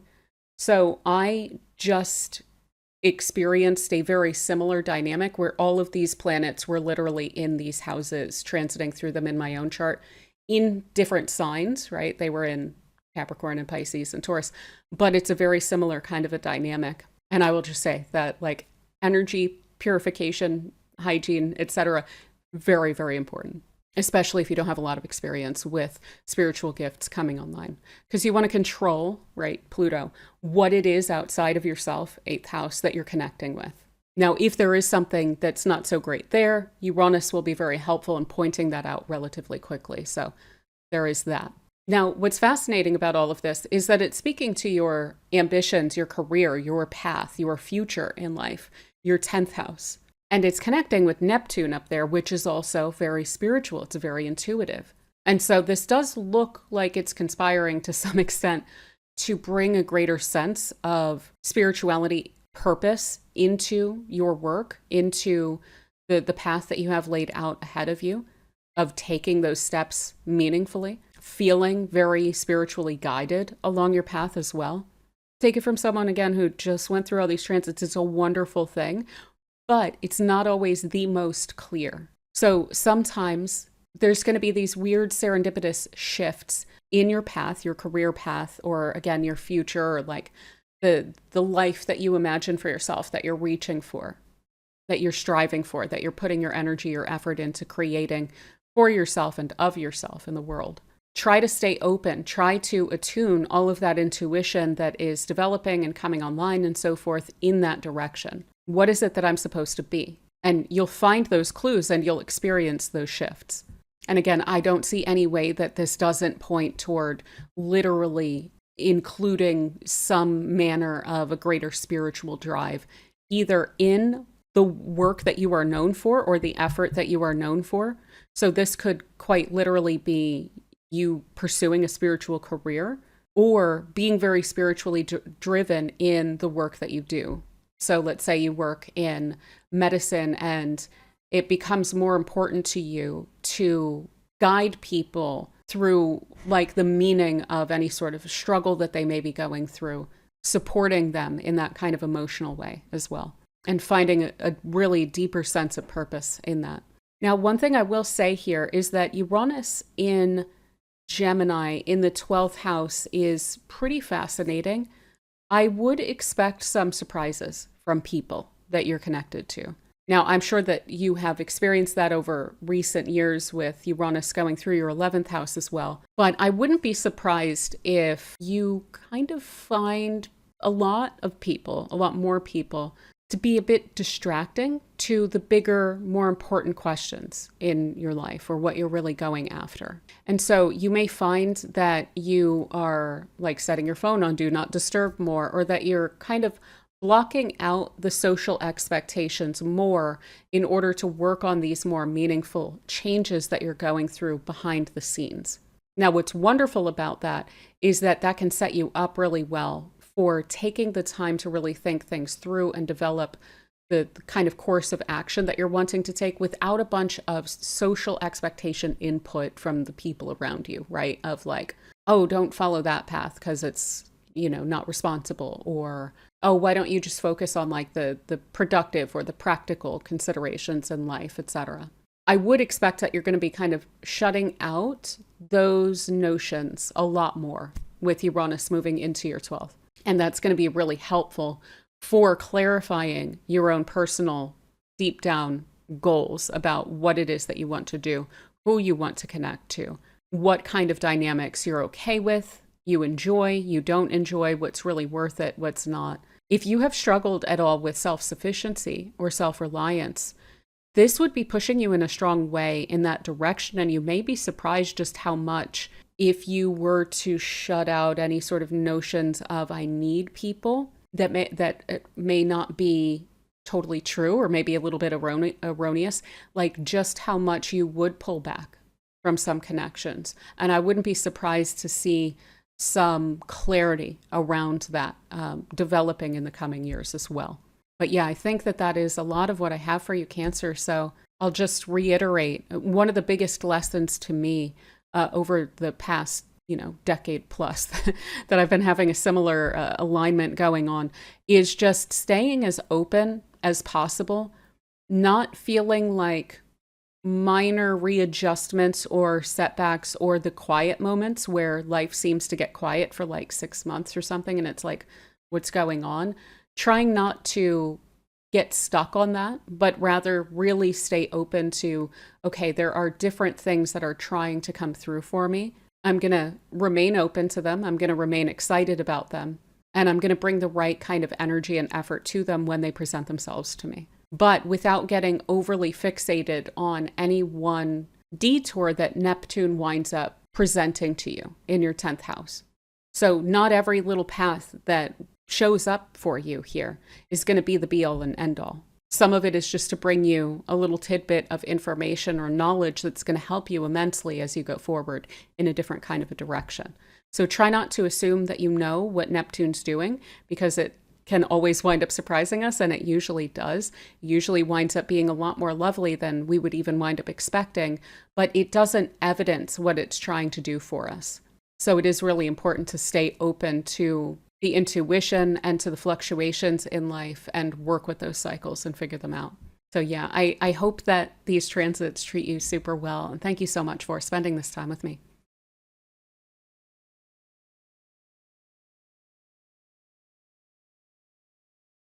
All right, so for Leo, we have the outer planets transiting through your 7th, 9th, and 11th houses. So this is very exciting. This is going to be developing your mind, expanding your horizons quite substantially, but in large part through your connections to other people. So let's start by looking at this trine that will be taking place for several years to come between Pluto in your 7th house and Uranus in your 11th house. So these are both very social houses. The 7th house has to do with one-on-one connections, so specific other people that you're connected to, partnerships in particular. This can be where your romantic partner or business partners or very close friends show up, as well as how you relate to other people. So how you see other people and mirror them and vice versa.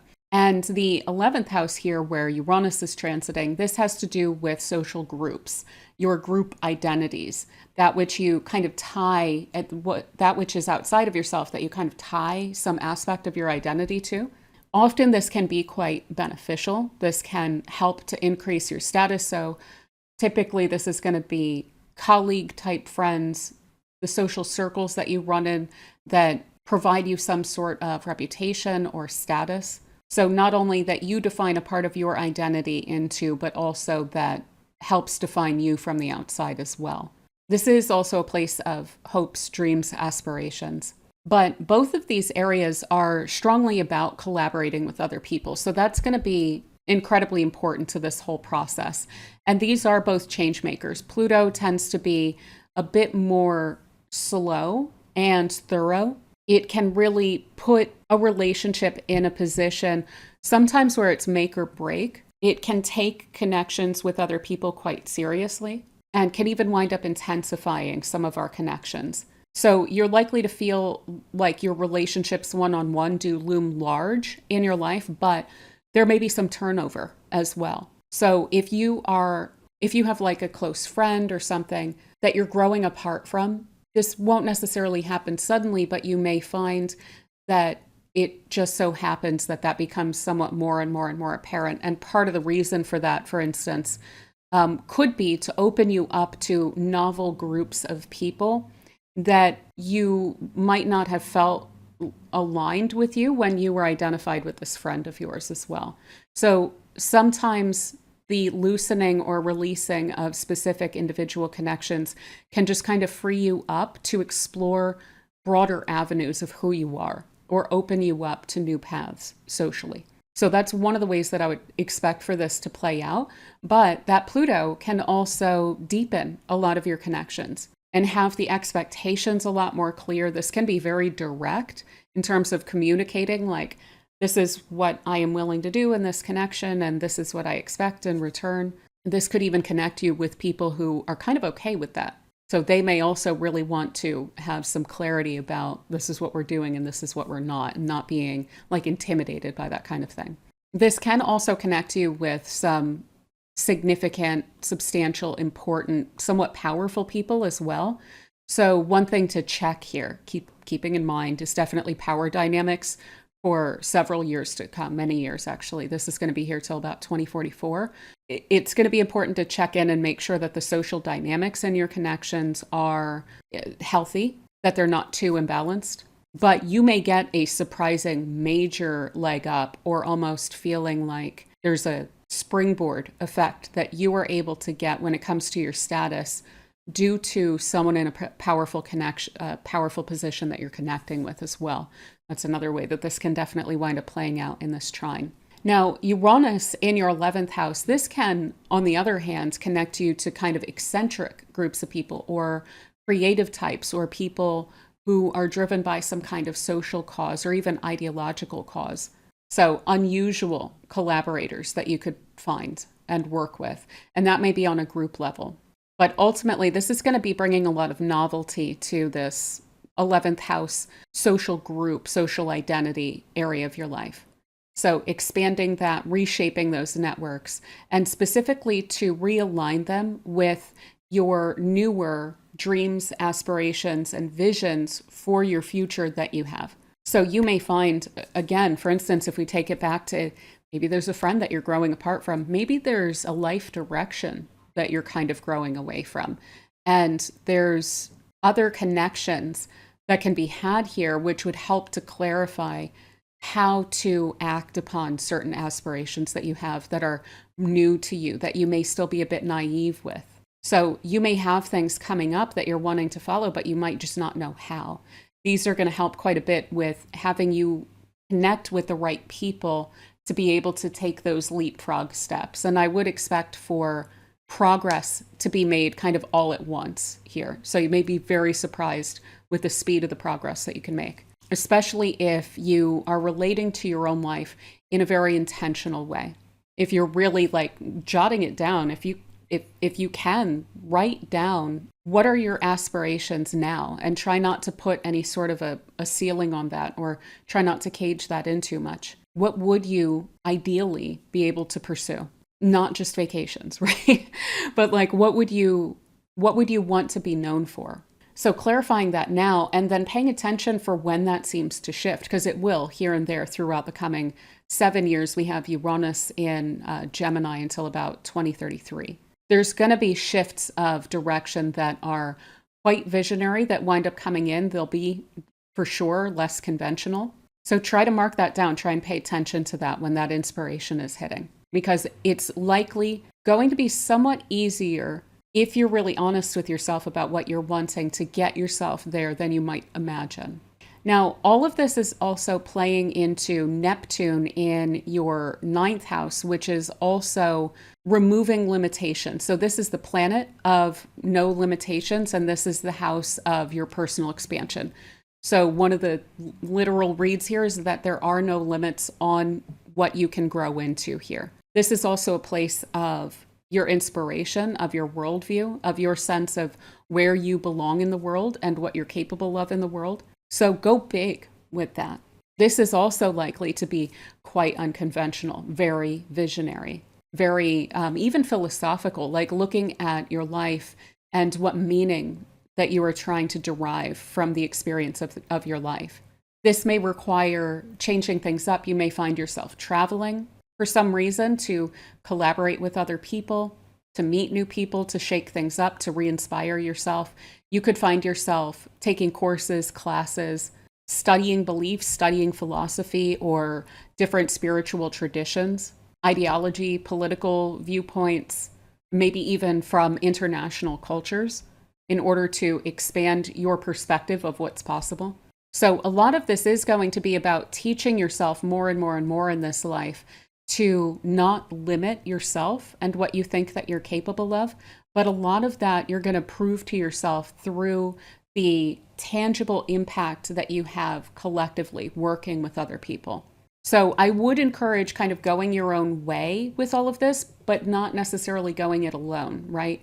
Finding those unique groups of people that are similarly inspired. Additionally, one thing I would throw out here is that Neptune, one of the things that we can kind of miss with this, and that I think contributes a lot to some of the notions of Neptune creating illusions, is that Neptune creates a huge amount of opportunity for us, and it will lead us serendipitously down certain paths.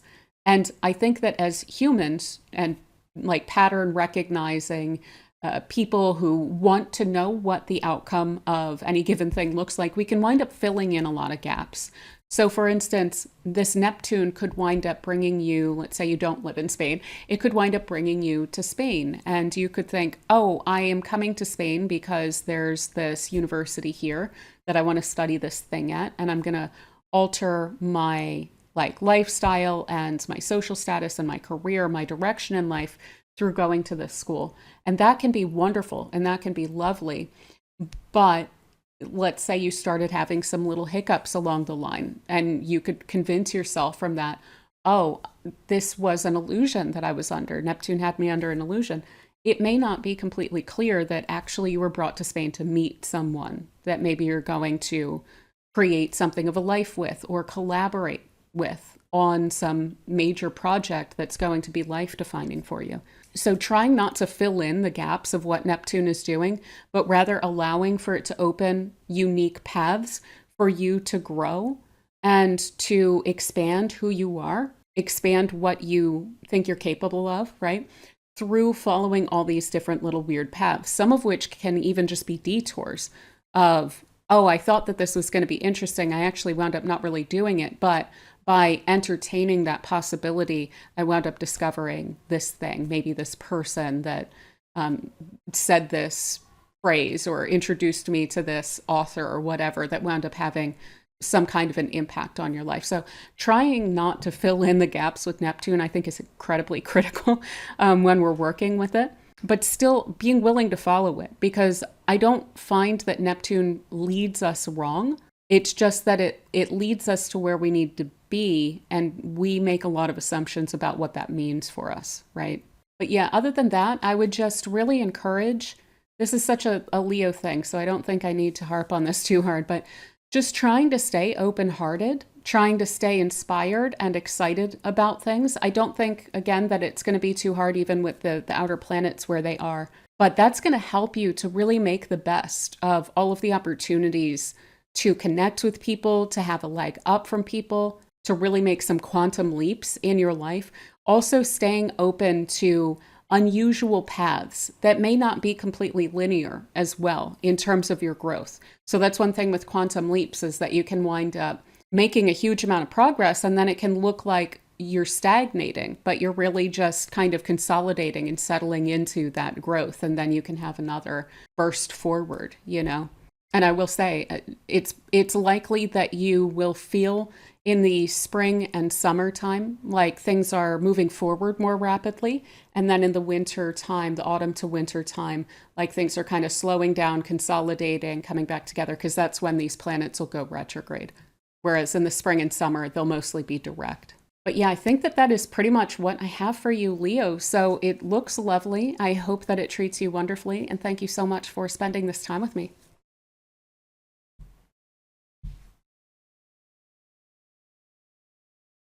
All right. So for Virgo, we have the outer planets transiting through and aligning with each other across your sixth house, your eighth house, and your 10th house.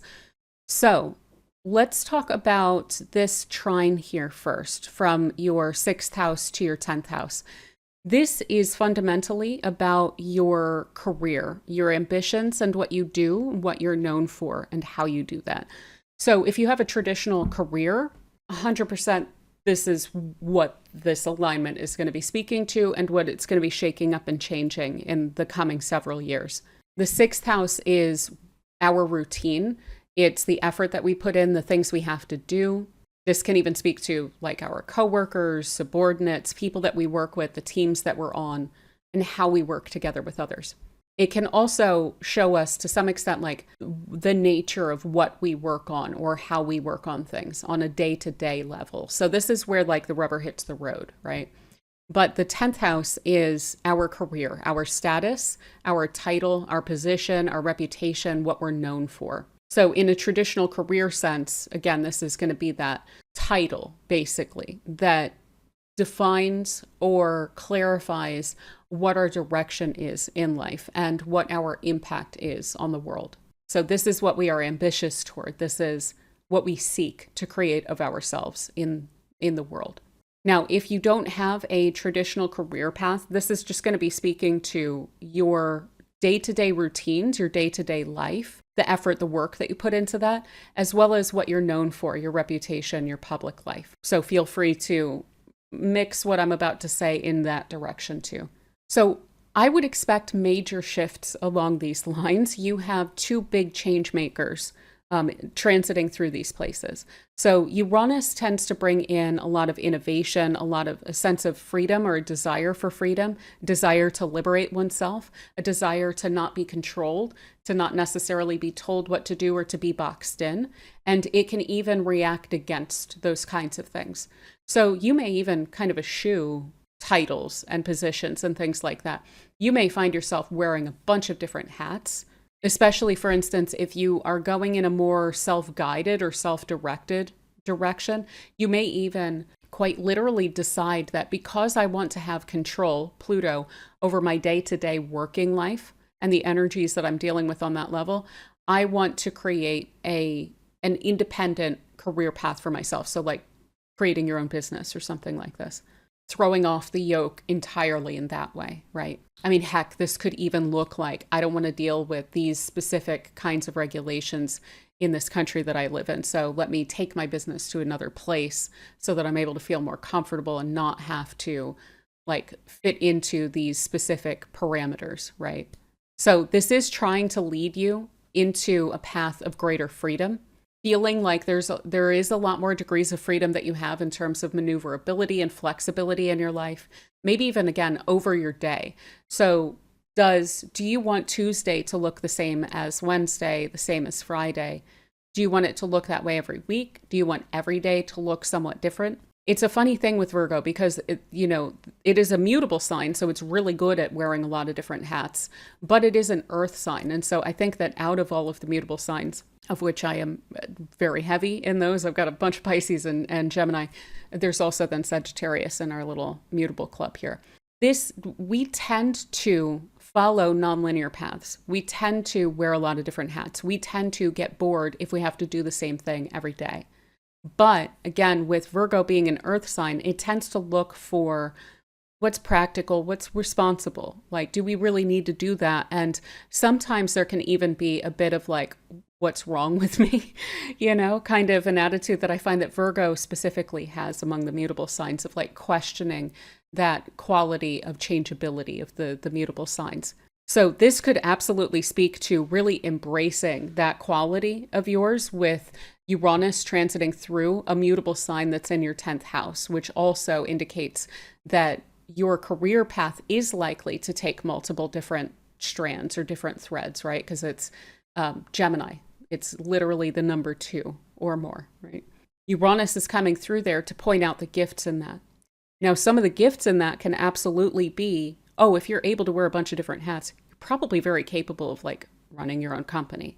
So it does tend to be the case that like mercurial types of people, Mercury ruling Virgo and Gemini, that a lot of that speaks to merchants, right? That speaks to people who need to balance the books and manage the inventory and deal with the people, the customers, the clients, etc., and be skilled in the specialization and maybe even tinker, you know. So it literally speaks to someone who is able to do a lot of different things, a lot of taking off and putting on the different hats throughout the day. So I would imagine that that is something that you're actually quite good at. You might be a little bit hesitant to really embrace that about yourself. But it is a gift, and Uranus will absolutely be pointing out how much of a gift that is, especially in this age. We're coming into a period of time, if you listened to the collective reading, this is a period of time where intelligence and flexibility are going to be paramount. They're going to be huge. That's what's really going to support people. So I would say Uranus is really going to be pointing out that intrinsic nature of yours to be able to take advantage of situations like this, where intelligence and flexibility is exalted. So there's going to be a lot of recognition that comes through your originality, your bold thinking, as well as with Pluto transiting through your 6th house, you're likely to have a very obsessive work ethic, especially if you are dealing with any like purpose-driven or personal projects or efforts that are going to give you greater and greater control over your day-to-day. You're going to be very driven to accomplish along those lines. Or if you are in a field that is providing you the ability to pivot, to maneuver, to do a lot of different things, this is also pointing to your ability to like hyper-focus in one direction and then hyper-focus in another. And you will probably become known for that. Your passion for what it is that you're doing, the thoroughness with which you do your work. You may also just find yourself working with quirkier, more unique, more eccentric types of people and working with them pretty well too. Now, one thing I will point out here, there's shifts, there's transformations that are going on here, right? And sometimes we can get a little freaked out about that when that's going on in our career. So Pluto can play out in a few different ways. One, it can feel like it's something that is imposed upon us. That's when we're not touching it. We're not dealing with it or directing it or trying, for instance, in your case here, to control your day-to-day and to think about what would be the most distinctly ideal way. If I had complete control over my daily life, what would it look like, right? What would I get so madly into that I would want to do it all the time, right? So if you're not engaging with it in that way, sometimes it feels like it is coming in from the outside. And that can be frustrating because that can look like coworkers that are rude, that you don't want to deal with, that are kind of controlling. Maybe there's some drama or something like that. And you may perceive that as a frustration when it's actually an indication that you are in an environment that Pluto is trying to push you out of, right? That it's trying to push you into a different kind of a direction. Now, if you resist it, then it can start to kick, then it can start to force the issue, and it can force you out of those kinds of environments. That's what we most want to avoid as human beings, right? So better yet is if we do utilize it. So again, asking those big questions. What do you want your day-to-day life to look like? How can you get yourself closer? It may take effort. It may be a challenge. There may be some obstacles along the way, certainly, but you're definitely flexible enough to be able to deal with that and to push that in the direction that you're wanting it to go in. Now, this can also then look like really actively exercising that Pluto, of having an intense drive of whatever it takes, I'm going to get myself into that position. And this can kind of over-direct at times. And that can look quite similar. It's kind of the other side of the coin of resisting change, is trying to force change in a very rigid direction.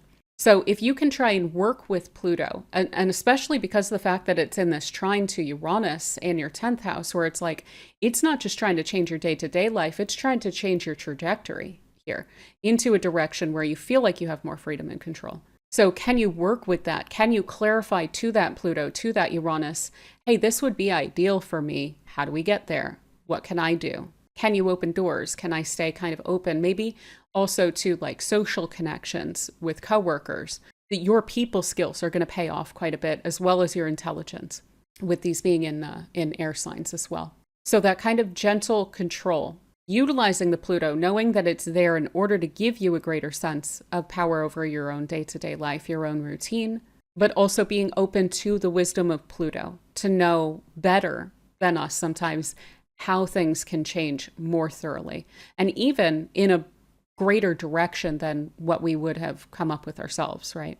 Now, what's incredibly fascinating about these alignments for you is beyond that trine, we have these two in sextiles, these green lines to Neptune, which is in your 8th house.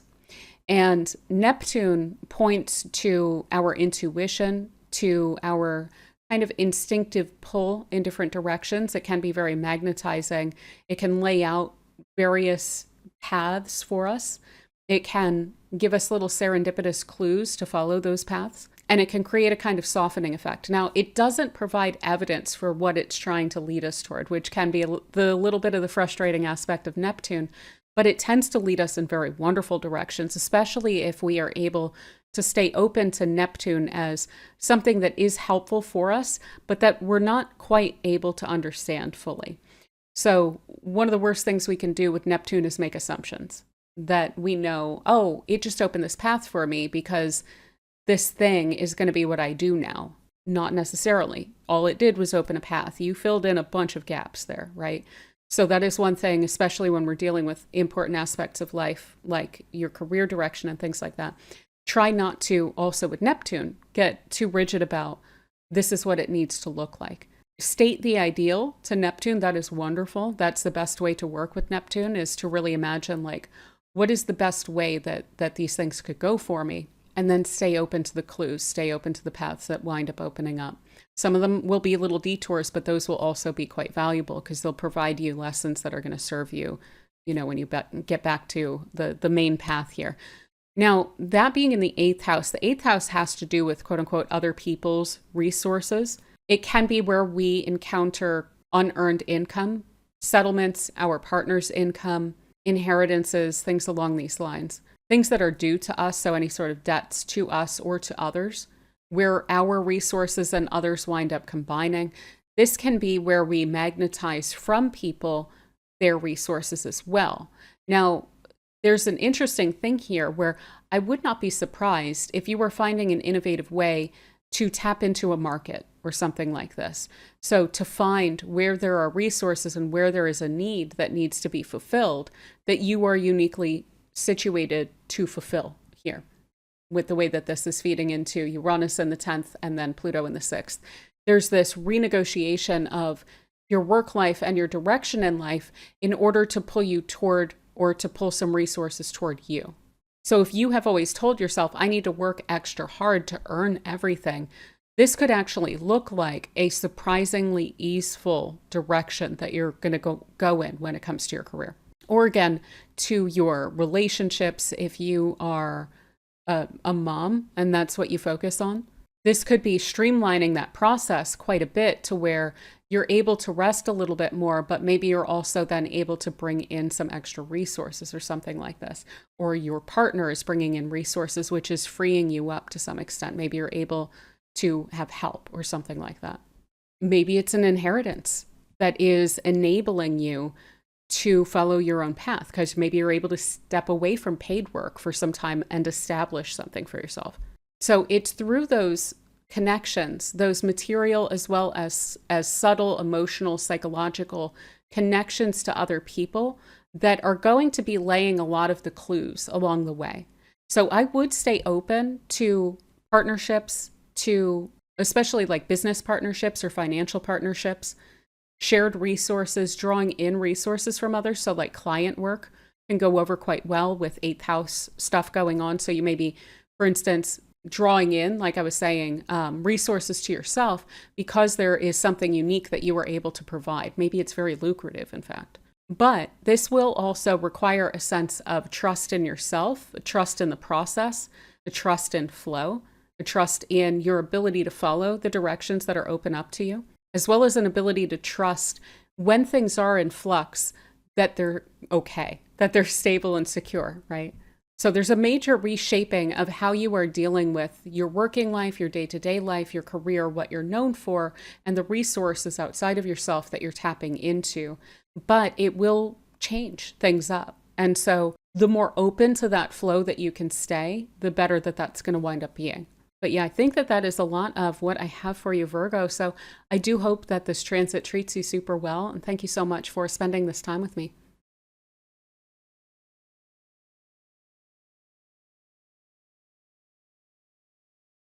All right, so for Libra, we have the outer planets transiting through your fifth, seventh, and ninth houses.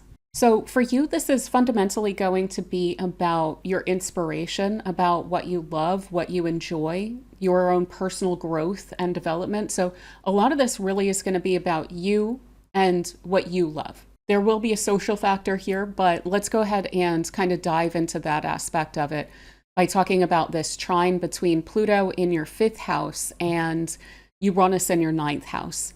So Pluto in your fifth, this is working on this area of your life that has to do with your expression, your interests, your pleasures, your loved ones, what it is that you enjoy, what makes life worth living for you, as well as a lot of personal development, getting to know yourself. And that is playing with Uranus up in your ninth house, which has to do with your worldview, your belief system, the expansion of your horizons, be that physical through, for instance, travel, or internal through like conceptual learning or philosophical learning or spiritual traditions.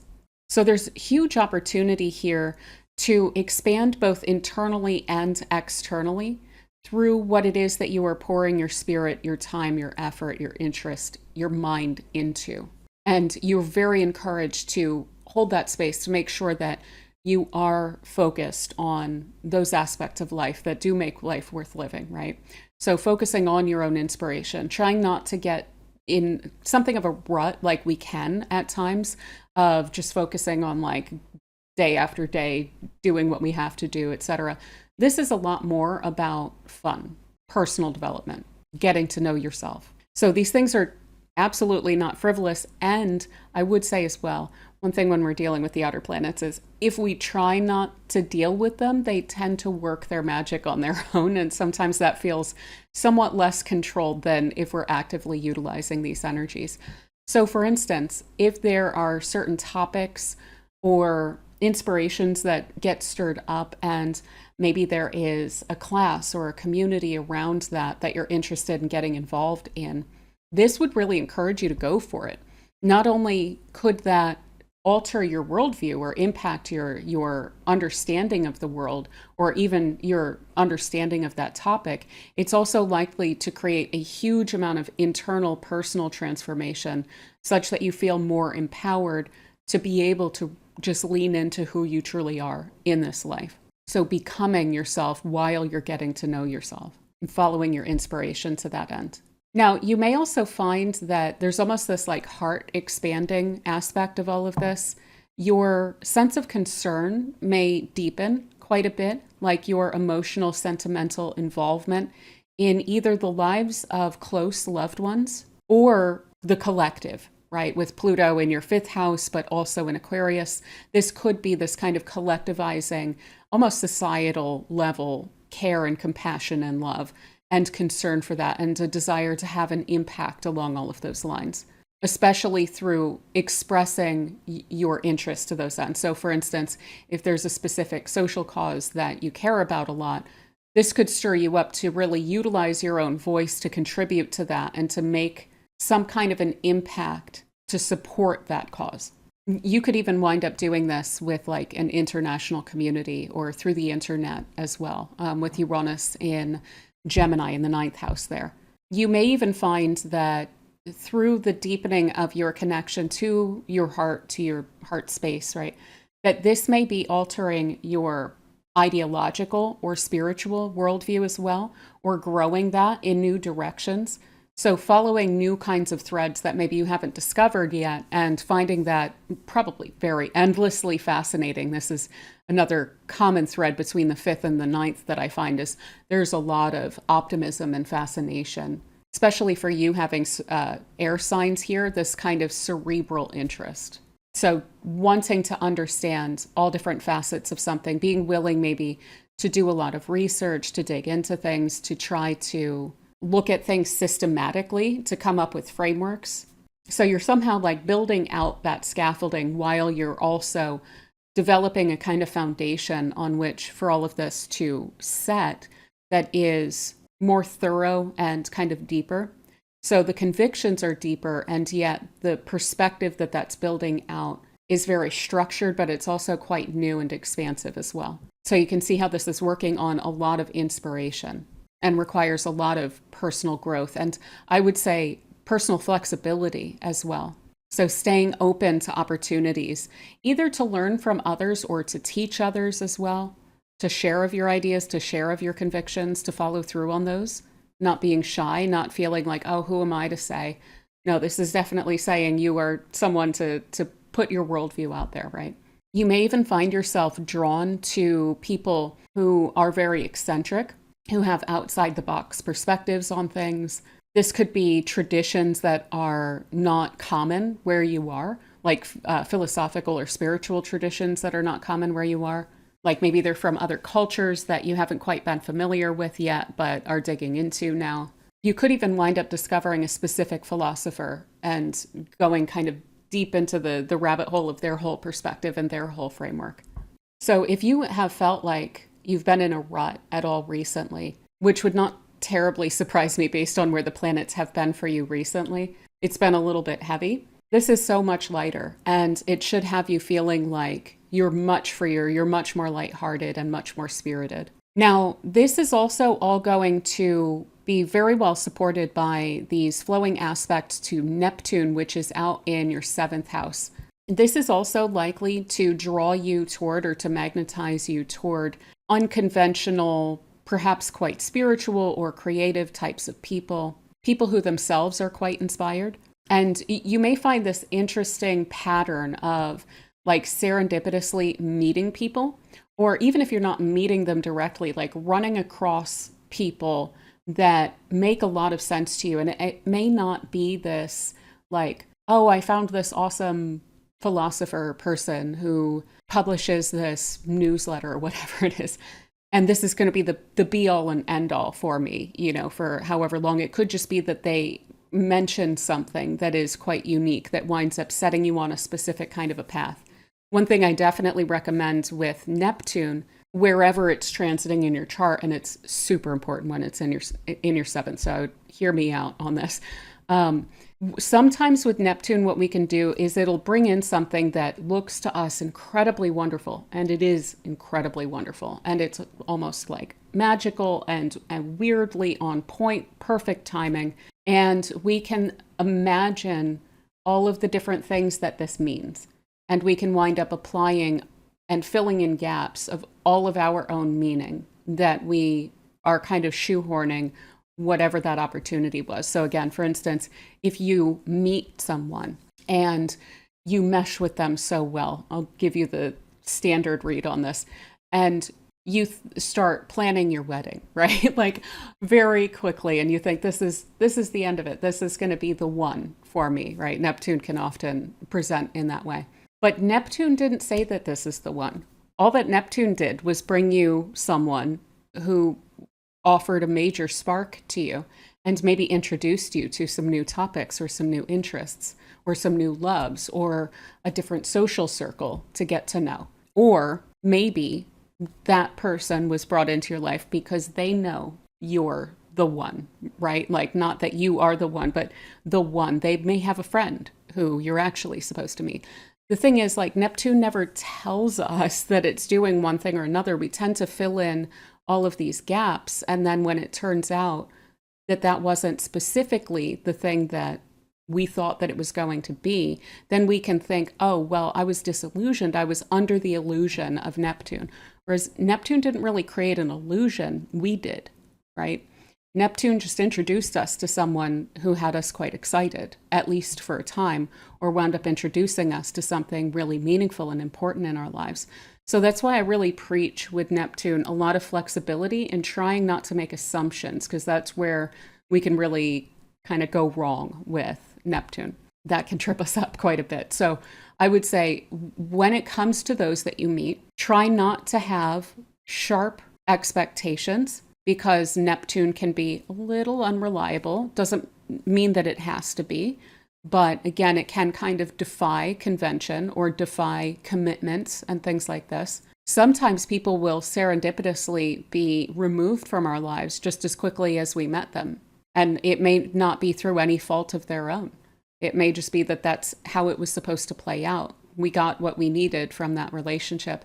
But you are very likely to find that those that you come into contact with, especially close contact, those that have an impact on you and vice versa, it's likely to feel very weirdly magical and serendipitous. So I would be paying attention to all the different little pieces of your life that you are gathering from those that you're meeting. Because you're putting together a puzzle here. It's just that it's not quite going to be fully clear as to how that's all going to wind up fleshing out for some years to come.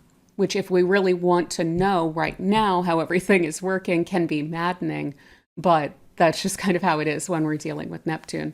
It's painting a picture, and it's not going to tell us what the picture is going to look like until it's done, right? So do your best to allow those serendipitous partnerships to come in, but try not to grasp onto them too hard. Allow for them to be collaborations that will last as long as they are meant to.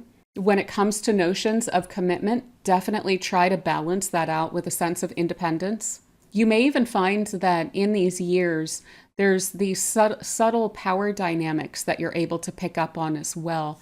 And that is one thing that I always speak to Libra rising about in particular, is that there can be a tendency to over accommodate other people. And I do think that Neptune is going to be pointing that out. We do also have Saturn here on the front end of this transit with it.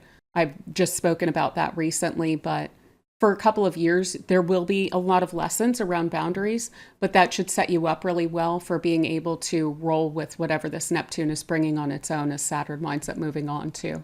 So yeah, all of this inspiration, this personal growth, this getting to know yourself, this understanding who you are more deeply, so that independence of your spirit, balancing that out and learning that through loosely held connections that seem to come and go in perfect timing. And even when it's not entirely certain, maybe even when there's not hard and fast commitments that are being made through all of this, this whole process of getting to know yourself better is very well supported by staying optimistic, even through any sort of moments of uncertainty about specifically who you will be connecting with as well, or for how long or how, etc. I mean, another example of that, again, the stereotype of Neptune when it comes to relationships is that it gets very rose-colored glasses and romantic.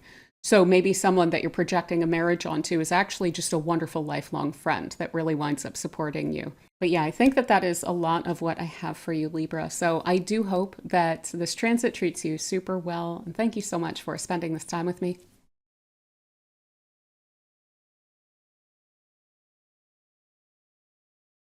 All right, so for Scorpio, we have the outer planets transiting through your 4th, 6th, and 8th houses. So let's go ahead and talk about the 4th house and the 8th house here, where Pluto and Uranus are transiting and they are aligning with each other in a trine. So these are both very emotional, spiritual, personal houses. These are where we encounter our closest connections with people, like those that are very emotional. The 4th house has to do specifically with family. Now, this can be our roots, our family of origin for sure, and most on the nose, that's what it is. Our created family can also show up here. So if you are married, your family that you've created with your marriage partner, or with very close friends, with people that you live with, that's who shows up here on an emotional level. Also, your home, immovable property. So like if you own properties, that shows up here, as well as your sense of your core true self and your emotional core, your security, basically deep down, your sense of internal security. Now, the 8th house up here has to do with our sharing with other people. So like other people's resources is how this tends to be referred to, but it's a lot deeper than that. It can be financial connections with other people. So our partner's income can show up here, inheritances.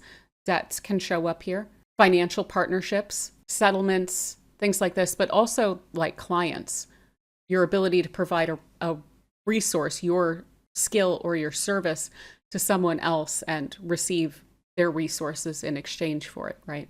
This is also beyond just material resources, though. So often the emotional and psychological state of other people, what they are bringing to the table, shows up here, as well as any sort of dependency or attachment, whether that be healthy or complicated, that also tends to show up here. So we can see that there is this kind of emotional, psychological underpinning to your closest connections that are coming up for a lot of change, a lot of potential turnover, turning a new leaf, digging things up, getting it out in the open, discussing it, looking at it from different perspectives, and getting to know yourself much more deeply and feeling like you are freer to have the kinds of connections, the kinds of attachments to other people that you're wanting through the processing of those closest connections. So Pluto in your fourth house is really going to reinforce your sense of your emotional core. Now, it may do so by initially, and it may have done so already since like 2023, by shaking that up a bit. Like you may have felt like, what is going on internally for me? Feels like there's a lot of intensity. It feels like I'm going through some kind of transformation or like I'm always on the edge of something. It may feel like there's a lot of just internal churn that's going on.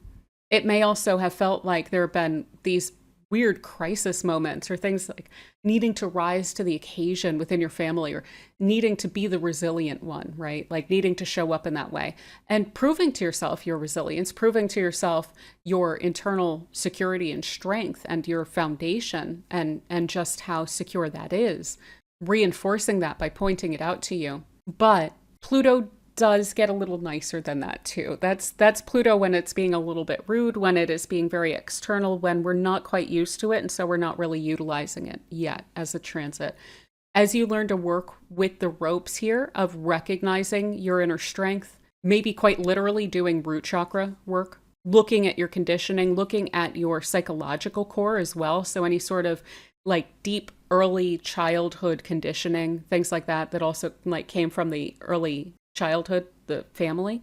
If there were any weird dynamics there, or even any good dynamics, just getting in touch with that, recognizing the impact that the role that you have played within your family, how that has impacted you, and how you approach connections with other people. Like quite literally, the psychological dynamics of your family could have a huge impact, probably does, pretty much does for all of us in some way or another, impacts our attachment style, right? So what's fascinating here is that you are actually having Pluto on your side when it comes to what went on in your childhood. What is your role within your family? What are the things that you try and kind of sweep under the rug and maybe not look at so much? It's giving you control over that, without a doubt. It may need to force your hand here and there to get you to just engage with this, but you can exercise some power here. There's a huge amount of strength there with that Pluto.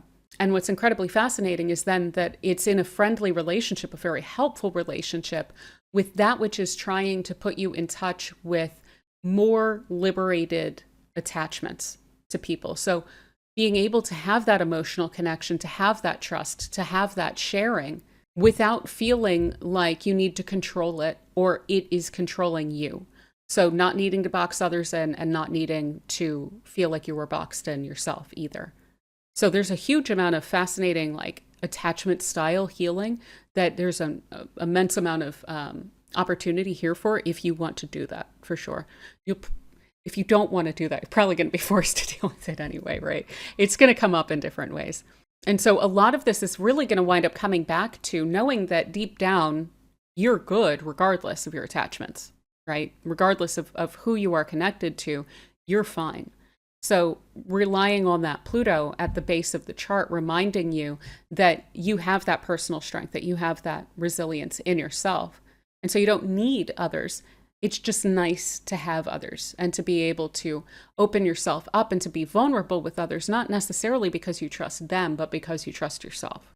Now, what else is very fascinating with all of this is that, so for one thing, I will just throw out there, there could also be stuff about inheriting property and like needing to get on top of that. There's all sorts of stuff that goes along with that, I'm sure. There could be things here with like really wanting to free yourself from debt. So you may be really wanting to pay off a mortgage or something like that.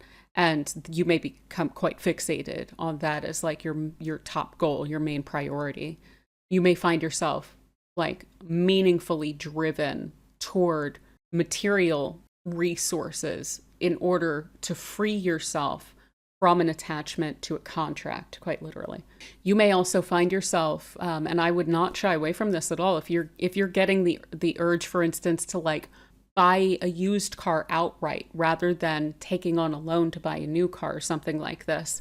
That, I think, is something that you'll wind up feeling more comfortable with, is not being tied down financially any more so than you feel fundamentally comfortable with. So beyond this trine, we also then have sextiles here from both of those planets to Neptune, which is in your 6th house. Your 6th house has to do with your routine. It's all the stuff you have to do, but it is also this notion of service and finding a sense of meaning in effort. Neptune brings a sense of intuition, spiritual meaning seeking, certainly. You're going to want to feel like your day-to-day life is somehow tied into your sense of whimsy, your sense of the magic in life, your sense of the ideal. You're going to want to feel like each day you're contributing to making your life more ideal, maybe even to making other people's lives more ideal.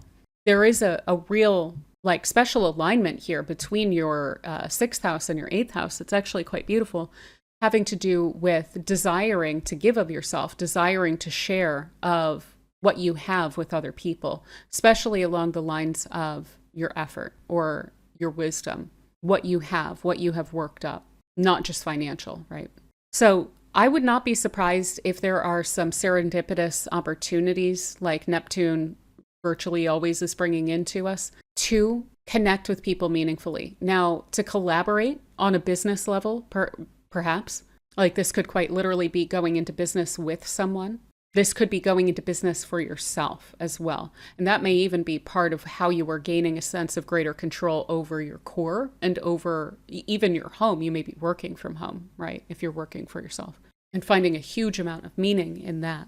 But ultimately, this is going to be a kind of flow that you are able to create of giving effort, giving service, being kind, and then receiving rewards for that. So creating that kind of flow where you're able to tap into resources outside of yourself by giving freely, Uranus, right, in the 8th house there, of yourself, and receiving in some very major ways a lot back for that as well.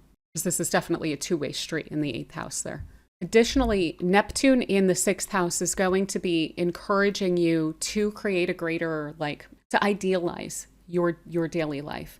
So this can look like pursuing paths, pursuing work that is somehow spiritually meaningful to you. This could be quite literally spiritual work or energy work or something along those lines, but it could also be taking care of people or taking coworkers under your wing or subordinates under your wing and finding a great sense of meaning in helping other people to develop in their careers as well. Beyond that, however, this is also just going to want to bring some more magic into your life. So if you can infuse your daily routine with music, with art, with creativity, with anything that you just genuinely deeply enjoy that makes life feel like this is why life is worth living, right?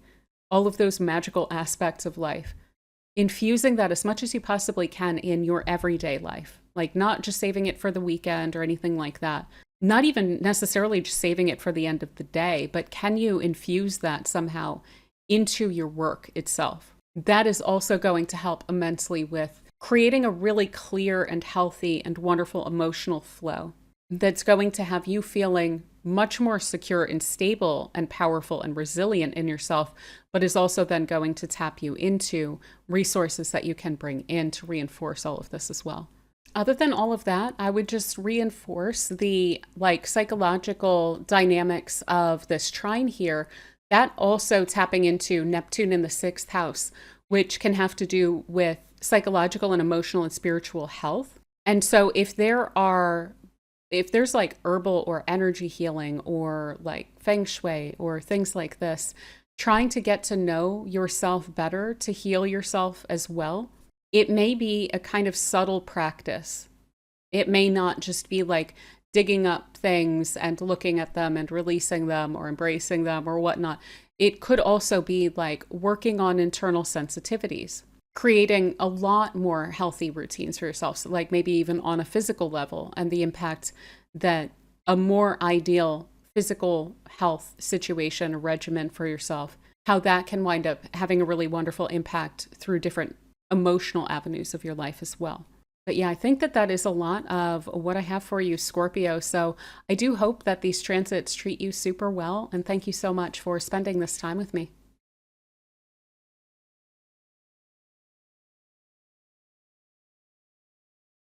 All right, so for Sagittarius, we have the outer planets transiting through your third, fifth, and seventh houses in the coming years. So to look at this all together, let's start with this trine between Pluto transiting through your third house and Uranus transiting through your seventh. So this is really going to highlight, it's going to be making very important your social life, who and what you're connecting to, who and what is around you, who you are collaborating with, the community that you have around you. There's likely to be a lot of turnover here. So both of these are major change makers. Pluto tends to be a little bit more drawn out, and that's going to be in the area of kind of your social circle. So you may find that there are these gradual changes within your community that's creating some novelty, but also some turnover in specifically the individuals that you're connecting with as well.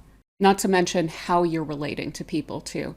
So without a doubt, far-reaching changes along all these lines, but this is likely to stir you in the direction of focusing more on these social connections.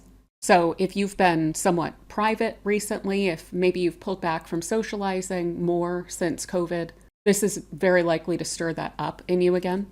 Wanting to develop new connections, maybe wanting to work on projects with people, maybe wanting to get involved in your community, even just wanting to get out and about and connect with more people in your day-to-day life. What ultimately this is doing is it's transforming how you relate to other people. So how you see yourself and carry yourself with other people. There's likely to be matters of give and take coming up here. Are you something of a people pleaser? Maybe there's something about really needing to embrace an authentic version of yourself. And with Uranus here, this is trying to liberate you. So if you've been feeling kind of caged in, either by just conditioning of how you relate to others or specific people that you've known, maybe not even consciously, kind of towing the line or trying to please them, this is very likely to be pointing out to you where you are holding in or where you do feel somewhat stagnant so that you're able to make those changes. So that maybe if it is specific people that you feel just kind of constrained by, then this may split some of those connections. Uranus can absolutely do that. If something is inhibiting growth, usually Uranus will try and sweep it away. But it also brings a huge amount of novelty as well. And it's very likely that the people who are coming into your life in the coming 7 years or so, that this one will be participating in this alignment here. It's very likely to bring in specifically eccentric, creative, outside-the-box thinker types. You may even find that there's more of an immediate spark between you and people that you wind up getting closer to or collaborating with more. Like you may find that you are enthusiastically mirroring, finding people who light a fire under you in a really wonderful way as well. Hopefully that are also very encouraging of you to liberate yourself. And through that whole process of shaking up your connections to people and how you relate, how you carry yourself with other people, how you approach, what you expect of yourself and other people in relationships as well, that is deepening your ties to community. It's deepening your sense of belonging. Now, these are also working with Neptune, which is transiting through your fifth house. And this is a place of creative expression, of joy, of pleasure, of inspiration. To me, it's a place that is quite uninhibited. It is opposite to the house that speaks of like kind of top-down social expectation of this is how we behave, this is how we don't behave, that can really box us in. So Uranus is going to be kind of doing a number on trying to hold that at bay from individuals, while Neptune is taking the limits off of your expression.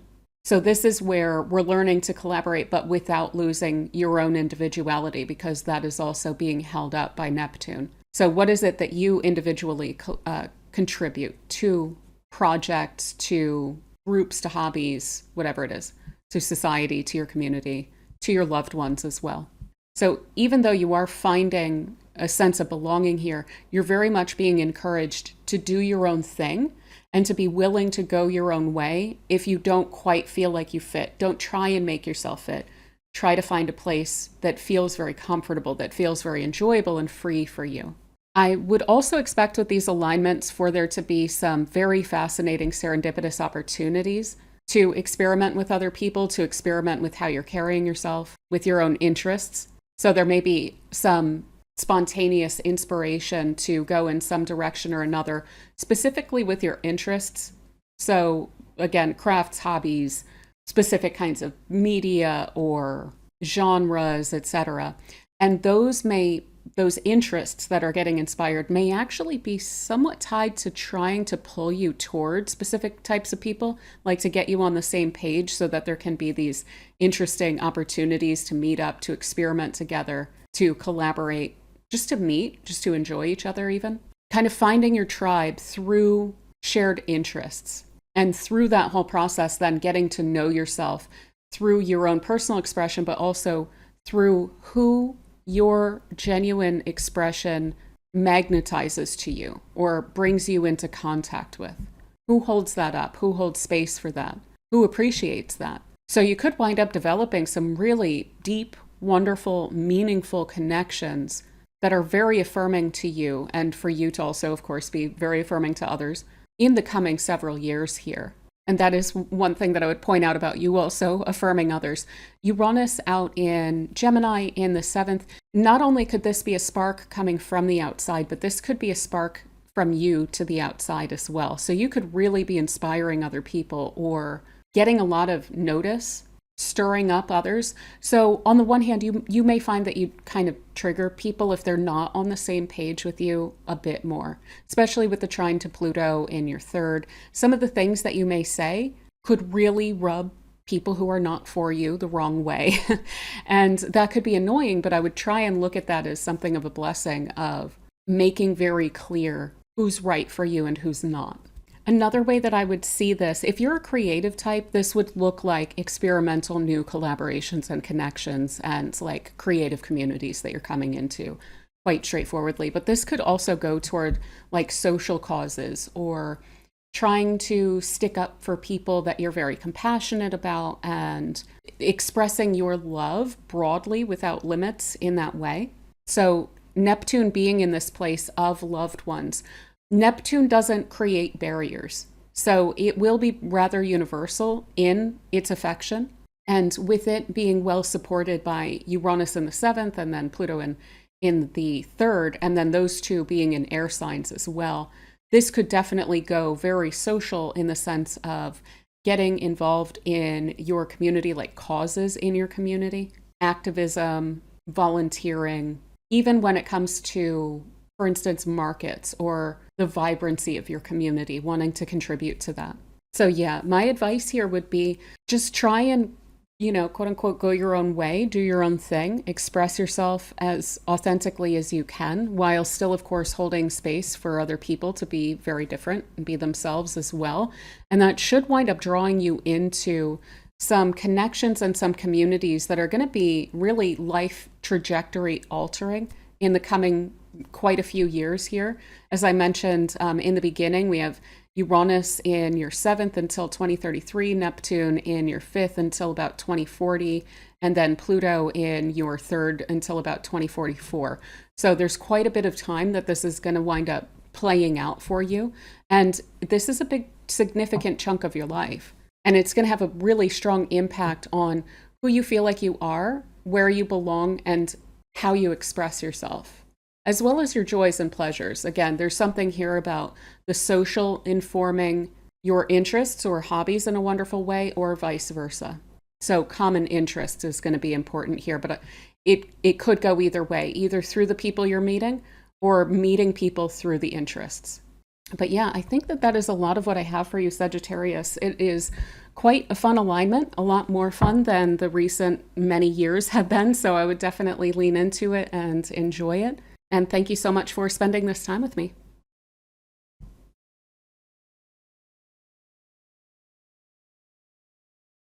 All right, so for Capricorn, we have the outer planets aligned with each other across your second, your fourth, and your sixth houses. So let's talk about this trine that we have between your second house and your sixth house first, because this is very much like on a specific area of topic, which is your material life. So the second house here, where Pluto is, has to do with your personal resources. In a very literal way, this tends to do with what you own, your income, your financial situation, your investments, your property. But it also has to do with your personal resources, as in like what it is that you bring to the table. So your skills, your talents, what you have that not everyone has, what you contribute to situations. Also, like, think about that also in terms of that's how you bring in your money, right? Is through your skills, your talents, what you bring to the table. This also has a lot to do with your values and what it is that you personally value in your life, even along the lines of personal convictions and things like that. So not so much looking to others for input on what you should value or what you should be pursuing or seeking in life, but what is really important and valuable to you? What is it that you personally would be seeking if you didn't feel the need to take on board other people's views, right? So Pluto in that place is bringing a deep sense of transformation and putting you really in touch with your ability to exercise control over this area of your life. So over your finances, your skills, your abilities, your personal resources. It's putting you in touch with the power of that. So it's reinforcing those values, which is wonderful. That is in communication with Uranus, which is in your sixth house. And your sixth house has to do with your routines. So this is all the things you have to do. This is the effort that you put into your work. This is your day-to-day working life and what that looks like, what that's focused on, what kinds of tasks you do, what kinds of work you do, what kinds of people you work with, etc. And that is foremost. Now, I will do a little bit of an aside. Personal well-being is going to come into the picture here, and it will be quite important. So always checking in on how you're feeling, valuing your body and how that is feeling. That will also be secondarily very important with this. This is more so likely to be impacting your material working life, your productivity. So Uranus brings a sense of desire for liberation, freedom, eccentricity, following your own path, innovation as well. So with these two houses getting activated for change, this speaks to your working life, your daily life, looking different or wanting for it to look different, wanting to feel like you have a greater sense of freedom to do what it is that you want to do in your daily life, working together with a greater sense of control and power over your personal resources. So it makes sense that those things would go together. If you feel like you don't need to seek a sense of financial security or material security through giving over a sense of power over yourself to something else outside of you, then naturally you're probably going to feel like you have a little bit more control over your daily life. Now, if that's not something that you're already kind of coming into and experiencing, then this is going to be pushing you pretty hard in that direction. You may find that it becomes more and more imperative to you that you are in control of your working life, that you are in control of your day, that you feel like your resources are working for you, that you feel like you're able to rely on them, that you don't need to worry about them too much. But the thing with this is that, for one thing, if we resist the change that Pluto and Uranus are trying to bring in, we can wind up with our hand forced by the two of them, which to me, looking at this, would look like maybe a lot of financial frustration or trying to like retail therapy or your way out of a sense of frustration with your working life, like spending in order to create a sense of convenience to give you this kind of guise of greater control over your time, but still kind of feeling stuck in a loop along those lines. If you're able to really exercise a sense of control over these, this would look like opening yourself up to and seeking out any sort of avenues for greater financial control and a stronger financial position that you can find, that you can open yourself up to. So if you're not happy with where you're at, this would be looking for other opportunities. It may be looking at side hustle opportunities. This could be utilizing your own skills and talents that you have that maybe you haven't tapped into monetarily yet and spinning something up. This could be finding very unique ways that you are contributing to a position or to a company that you work for and really leveraging that for maybe a raise or a step up, a promotion or something like this. But about the unique way that you work being something that they're not quite able to find in someone else. Maybe there's even an opportunity that winds up coming in here, an inheritance or settlement or something along these lines that does give you a taste of that freedom that you wind up then saying, oh, wow, I really need to create more of this in my life. Maybe I need to like stretch my resources out a bit so that I'm able to give myself the maneuverability to pursue a different kind of a path or a more independent path. With Uranus being so independent, this could literally be like utilizing a sense of financial control to go independent, to maybe do consulting. But ultimately, what this is going to be trying to drive up is creating a sense of a lifestyle that gives you that sense of stability and support and security, but also leaves you open to a sense of inspiration on a daily level that gives you a sense of freedom over your time, over your schedule, such that you are able to simultaneously pursue both financial and personal development here. A lot of this is going to be, I think, around skill development or, again, skill utilization and leveraging your skills here. There may be some things that you have kind of left on the table right now, or there may be some things that you are inspired to pursue that are actually going to be quite lucrative for you in the coming years.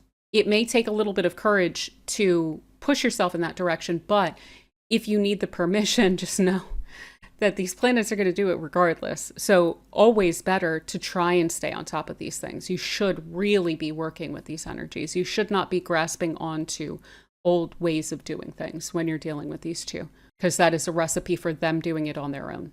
Now, finally, beyond the trine between these two, they're also tied in through sextiles, which are also flowing aspects to Neptune, which is in your fourth house. The fourth house has to do with your family, especially your family of origin, but also created family, your home situation, your emotional core, your own personal, deep down, true self security, who you are deeply, getting in touch with that. So this can certainly have a lot of flexibility going on within your home, your family situation. Maybe this is an openness by your family to support a direction that you're wanting to push in. Maybe this is you needing to really direct the affairs of your home and your family.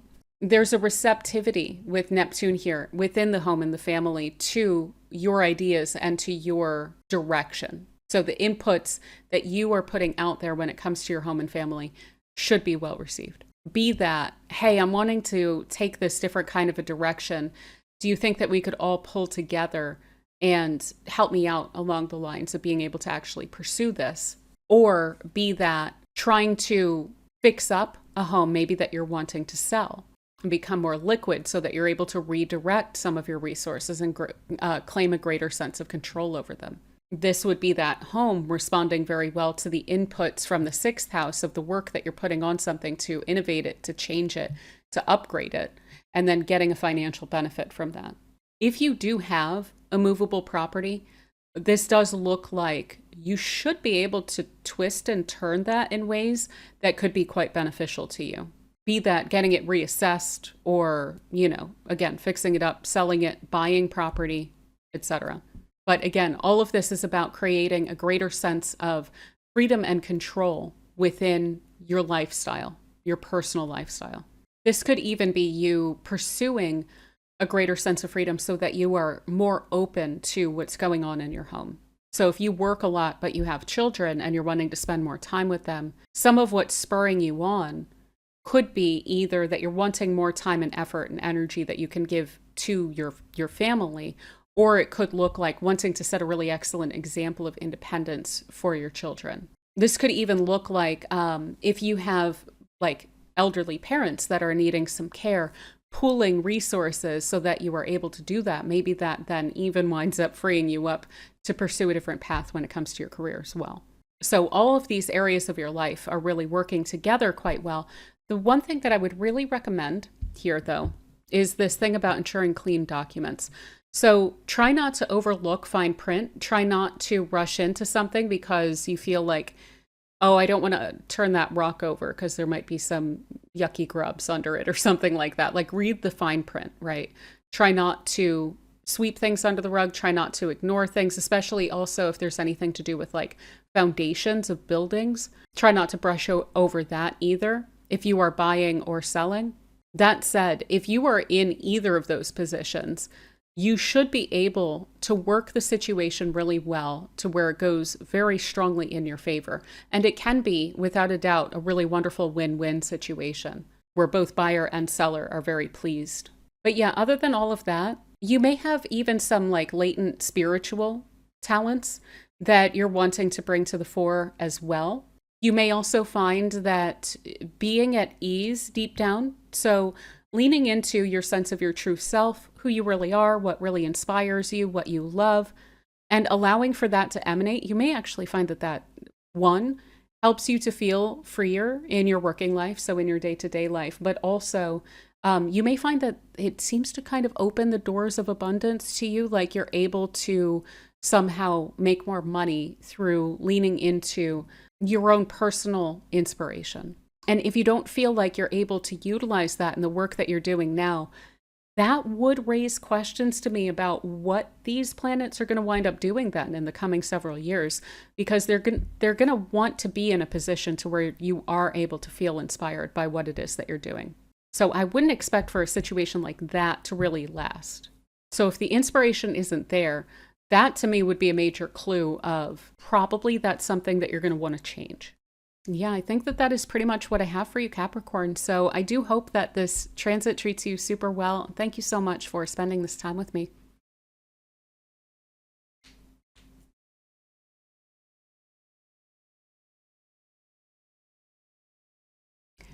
All right, so for Aquarius, we have the outer planets transiting between your first, third, and fifth houses. So this is an incredibly powerful alignment for you. Let's talk about Pluto kind of on its own first, and then how it's going to be playing with the rest of these energies here. Because that Pluto transiting through your first house is probably going to be the most notable of these, like noticeable transit for you, the one that you feel the most, and the most impactful throughout this period of time. So this is quite a transit to carry. It's a lot. It may have felt a little bit overwhelming on the front end of this. It's been on and off since about 2023, and it's been there permanently since just last year. And it tends to bring a lot of intensity. It can bring a lot of pressure, but it can also bring a huge amount of influence and power to you. Now, early on in the process, Pluto can definitely feel when it's transiting like an imposition. So it may have felt like there's been some pressure to perform, some pressure to rise to an occasion, or some pressure to apply your energy effectively to situations. And like I said, there may have been moments of this that felt like, wow, can I do this? Am I capable of carrying this energy? You'll get to know it better and better. As the years unfold, you'll get more and more comfortable with that transit going on there. And by the end of it, you should feel very strong and extremely capable of holding your own pretty much in any situation, and not just through trials. Like often with Pluto, as we learn to embrace it, it can just kind of infuse us with a sense of impact or getting a lot of notice. So some of the ways that you'll see this, because again, I don't think I mentioned, your first house is you. It's your perspective. It's the roles that you play. It is your sense of motivation, what you're motivated to do, what you feel like you should be doing, how you should be doing it, what your assumptions are about the world and your place in it, and so forth. And so with Pluto there, like I said, that may have been kind of daunting. It may have felt like, okay, there's so much that I need to do and so much that's expected of me. But as you continue to prove to yourself that through all of the opportunities that are coming in to lift yourself up higher and higher and have more and more influence and play more and more of a leadership role, The more you prove that to yourself that you can do that, the more sure of yourself that you'll be through this process. Now, some of the ways that that's going to wind up looking is having your words really impact people, or having your presence impact people a lot. Sometimes, unfortunately, for better or worse, and this is something that will be ongoing to some extent, you may find yourself triggering people much more easily, like getting a stronger response, and not just the positive responses, because sometimes people carry a lot of BS. And when someone stands out to them, they can wind up projecting a lot of that onto that person, you know? So it really depends on who you're dealing with as to how they're going to wind up responding to that. And that may be something that is excellent to internalize around this period of time, is if people are responding to you differently, it's not necessarily you. It might just be that you are carrying a different kind of an energy. And sometimes it's necessary to just let people have the reactions that they're having, right? As long as you're emotionally regulated, as long as you are sure that you are acting in integrity, to try and worry probably a lot less about what other people are thinking. So yeah, there's this big process that's ongoing, learning how to utilize and work with your own personal power, your own personal resilience and impact and visibility through this time. Now, this is going to be playing into a trine with Uranus transiting through your fifth house. And the fifth house has to do with your pleasures, your joys, the things and the people that you love, your interests, your hobbies, what makes life worth living, as well as your personal inspiration. So your spiritedness, your heart. So Uranus is bringing a lot of change, a lot of novelty. It is creating a spark within this area. So if you have been in a rut at all recently, I would not expect for that to continue. And this Uranus is going to be working extremely well with Pluto in your first house to allow for you to experiment with different ways of carrying yourself, different energies that you may want to intentionally work with, different goals, different interests, different hobbies, which could be spurring on some deeply significant new goals of yours that you may be motivated to follow, or like new identities that you're developing through allowing for your mind and your heart to shift and change and respond to the stimuli and the pleasure and the interest that you have about any of the given things in your life, right? So this could be drawing you toward new ideas, new interests, new fields, especially with this being in Gemini. You may have a real passion for learning, and all of this could totally take place within learning, right? So that is something that definitely stands out with Gemini in the fifth house, is like there's endless topics to learn about. And that can take you in all different directions. So who do you want to be? A lot of that is going to be helpfully informed by just allowing yourself to experiment with new eccentric ideas, to be inspired and follow that inspiration, to seek out pleasures, to do what it is that you love, and to not tell yourself, oh, I need to do this, I need to do that. So that Pluto may have that feeling present for you. And you may have struggled with that a little bit over the past year or two. But Uranus should be helping to loosen that up and shake that up, such that that Pluto can be a little bit less serious about these things.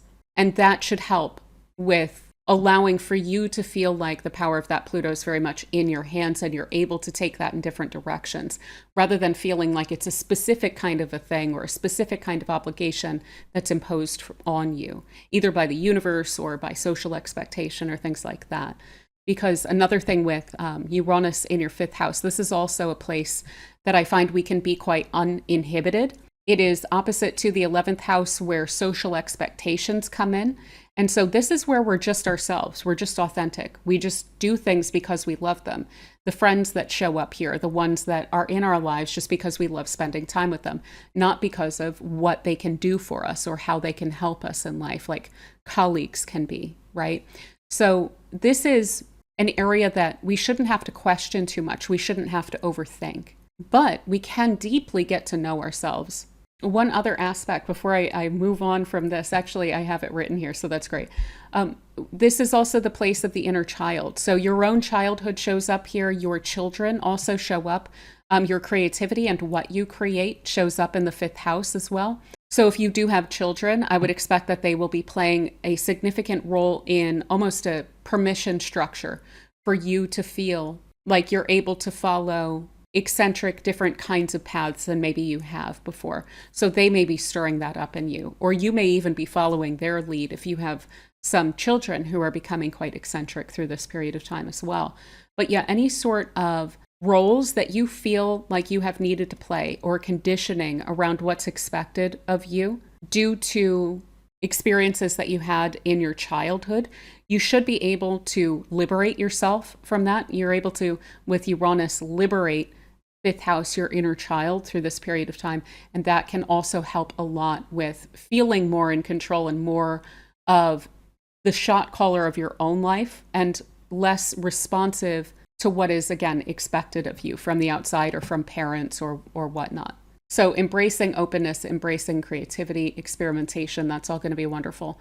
Additionally, if you have any interest in new creative outlets, that can also wind up helping a lot with this growth process that you're going through, getting to know yourself through expression. So yeah, I have here strong urge to express your authentic self without filters, and that's supporting radical shifts in your creativity, expression, and experience.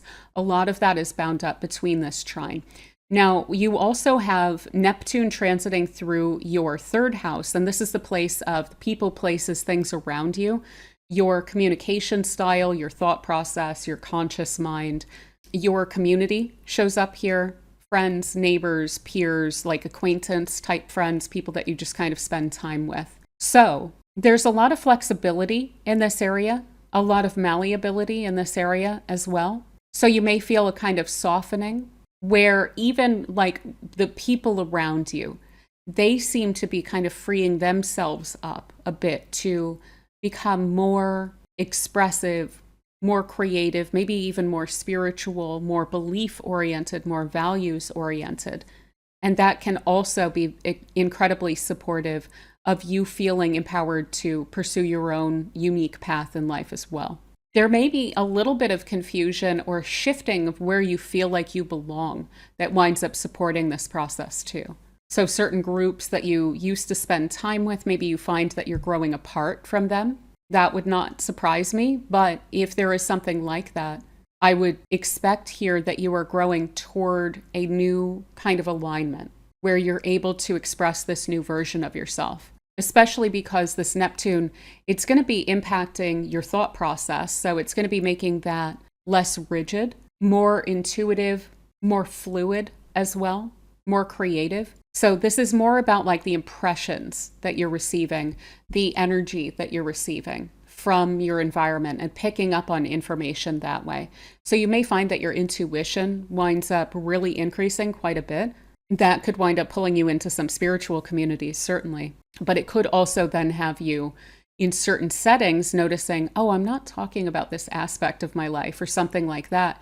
And that could even wind up spurring you to find outlets to share this aspect of yourself with a more spiritual community or with just people who maybe have better aligned values to you now. Or again, this can be a creative or artistic expression as well that winds up becoming a new interest or a new medium that you're getting into, growing and getting to know yourself through that as well. You may also notice that you are both more powerful in the impact of your words, but that you're speaking more softly. So this can look like, again, through maintaining a sense of emotional regulation, just calmly stating things, but doing so with a sense of very deeply ingrained certainty of the value structure that is informing what it is that you're saying. There's some very deeply rooted beliefs that are developing through this period of time that's also going to be informing a lot of these shifts and changes that are liberating you and empowering you through this time. And so your voice can wind up being incredibly effective through your ability, rather than to like enforce your viewpoint, to subtly speak to the kind of the heart of the matter. So for instance, if you are getting stirred up about a social cause and you are wanting to have a strong impact on that, maybe you could even step into a leadership role around some community that's working on making something improved in your city or globally even. And this could be, instead of like yelling at people about it, just laying out the case very calmly and making clear to someone why it's also in their interests. This is incredibly persuasive. It's very subtle. So that could even be part of what's empowering you here, is no longer feeling the need to like defend yourself, but to just rather be who you are, stand in that, and not feel the need to shift from that place because someone's taking issue with it, not feeling the need to defend yourself because someone's taking issue, but just radically accepting who you are, who you're becoming, and not looking for approval for that outside of yourself, and knowing that you don't need that approval from outside yourself too. So yeah, again, it's all about getting to know yourself a lot more, but giving yourself permission to experiment with different ways of carrying yourself, different ways of perceiving yourself, different ways of expressing yourself, creating space and allowing for yourself to prioritize your own joy and pleasure. And through all of that, feeling fundamentally empowered and more resilient and more impactful, more effective in your life as well. And maybe even coming into a rather powerful position. That is one thing that you'll be learning through this process, whether you choose to take that on or not, is how to carry power with authority, with Pluto going through your first house. But yeah, so I think that is pretty much what I have for you, Aquarius. So I do hope that this alignment treats you super well, and thank you so much for spending this time with me.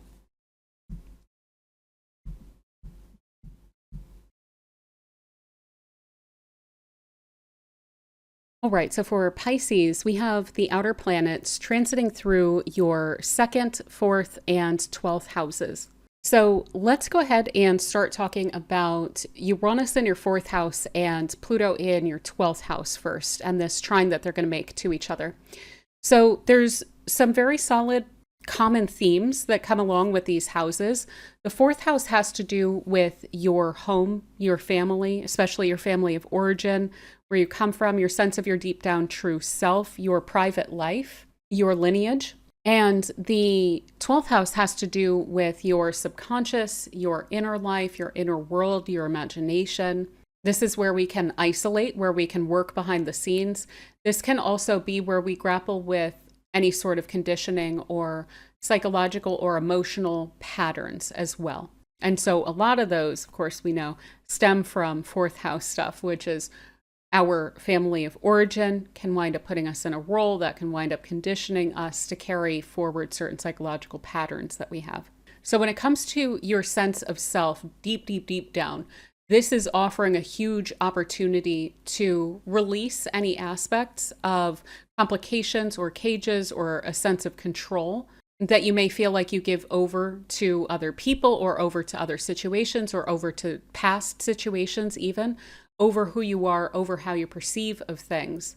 And so this is going to be a major practice in getting to know a new, freer, more liberated sense of self. So that is top line, I think, what's really wonderful about these alignments here. Uranus in your 4th house, Uranus has a lot to do with liberation, with a sense of freedom, with a sense of creating maneuver room for yourself, with being able to follow your own path, to do your own thing, to innovate, to seek novelty. And so in the place of your home and your family, this could speak to stepping into new roles within your family or trying to free yourself from the yoke of old roles that you may feel like don't really fit anymore or possibly never did fit and may have been something of a cage, right? So Uranus is going to point out where that is, where that's not working for you anymore. And it's going to do what it can to get you out of those positions. Now, I would definitely recommend working with that because it can disrupt things if we try to resist change.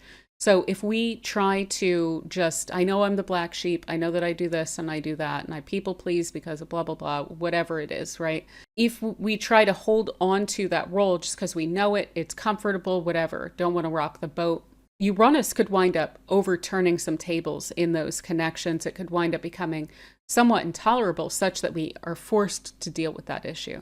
So I always recommend working with the outer planets when they're making these transits. because they do have a tendency to be able to kick pretty hard and make some really like far-reaching changes in our lives, even if we're trying to avoid it. So where is it that you feel like you have been kind of typecast within your family in such ways that may impact how you look at yourself or your own internal lens through which you immediately perceive of the world before you even think about it? Like, how do you knee-jerk respond to opportunities? Do you shy away from them? Do you take them full force? Do you take them anxiously, right? Do you feel like you have to take advantage of every opportunity? Do you feel like you have to create opportunities for yourself? All of those have-tos, Uranus is really going to bring those into question. We should be able to do things in a lot of different ways, right? And Gemini there would also be pointing that out. You're allowed not only to not be in a specific kind of a role that maybe you don't like, but you can be in many different roles, wear many different hats, and not need to fit into any sort of mold within your family or, you know, your public life or anything. So it is really trying to like unleash and take any sort of restraint off of who you are deep down, truly. There may even be something here about your innate intelligence. This could be a sense of social intelligence, emotional intelligence, spiritual intelligence, book intelligence, but it is going to be pointing that out to you and where that's coming from and where that's deeply rooted. I know that's something that Pisces can sometimes struggle with a little bit, is recognizing its intellectual strengths. So you're very much going to be put in touch with all of those things. Now, you will also be put in touch with your habits, and sometimes we can feed into some cycles or some patterns, whether consciously or subconsciously. This is likely to be working a little bit more on the subconscious level and hopefully bringing that up from those depths to point them out to you so that you overtly do kind of know a bit of what you're dealing with. Sometimes we can have habits that we're completely unaware of, right? I mean, often the whole notion of like playing small within certain relationships, usually we don't know that we're doing that, you know? When we do, often we will wind up changing some of those patterns, but like looking into those things, I wouldn't be shy to kind of pull up some roots, look at how you processed things as a kid. What did you think was possible for you? Especially looking at any sort of restrictions that were there. Any notion of, oh, I can't do that. Why? Really look at why, not just the overt like, oh, well, because I wasn't great at math in school. It's like you can tutor that, you can teach that, right? So is there like an underlying kind of reason of any sort of, I can't this, or I should have this, or anything like that? So really wonderful opportunity here to release any of that deeply ingrained conditioning, the fears that come from that, the patterns of behavior that come from that, as well as any sort of like tie to, oh, this happened in the past. Maybe it happened every time in the past. That doesn't mean that you need to take that pattern with you either. And so another thing that the fourth house is quite literally is the past, right? That you're connected to and your past experiences. And so Uranus is creating a fissure there. It is breaking you free from that. There's a breakthrough from the past here. So we don't need to look at how things were. Who are you right now? Who would you like to be? You're allowed to do that. That's what Uranus is really going to be pointing out. Now, what's fascinating about what's going on with these, for one thing, I also totally need to point this out. You may be doing some very cool, innovative work behind the scenes. You may love doing stuff on your own from home in private, and that is totally cool and totally fine. If you find yourself pulling away from, like withdrawing from some connections, I would not beat yourself up about that. I wouldn't be like looking into, oh, is this like an unhealthy thing? These are going to really fascinate you a lot and be driving up a lot of inspiration and a lot of excitement behind the scenes. So that to me would actually strike as very normal and very healthy and a pretty good way to work with these energies, especially if you have any sort of spiritual like gifts or talents or things like that coming online during this time, or any sort of really deep psychological insights that you're developing. If you're developing those behind the scenes, those could wind up becoming incredibly valuable for you, but it might just not be time quite yet to share those with everyone else. And that aside, we also then have the sextiles to Neptune in your second house. which is going to be speaking to your second house is your personal resources.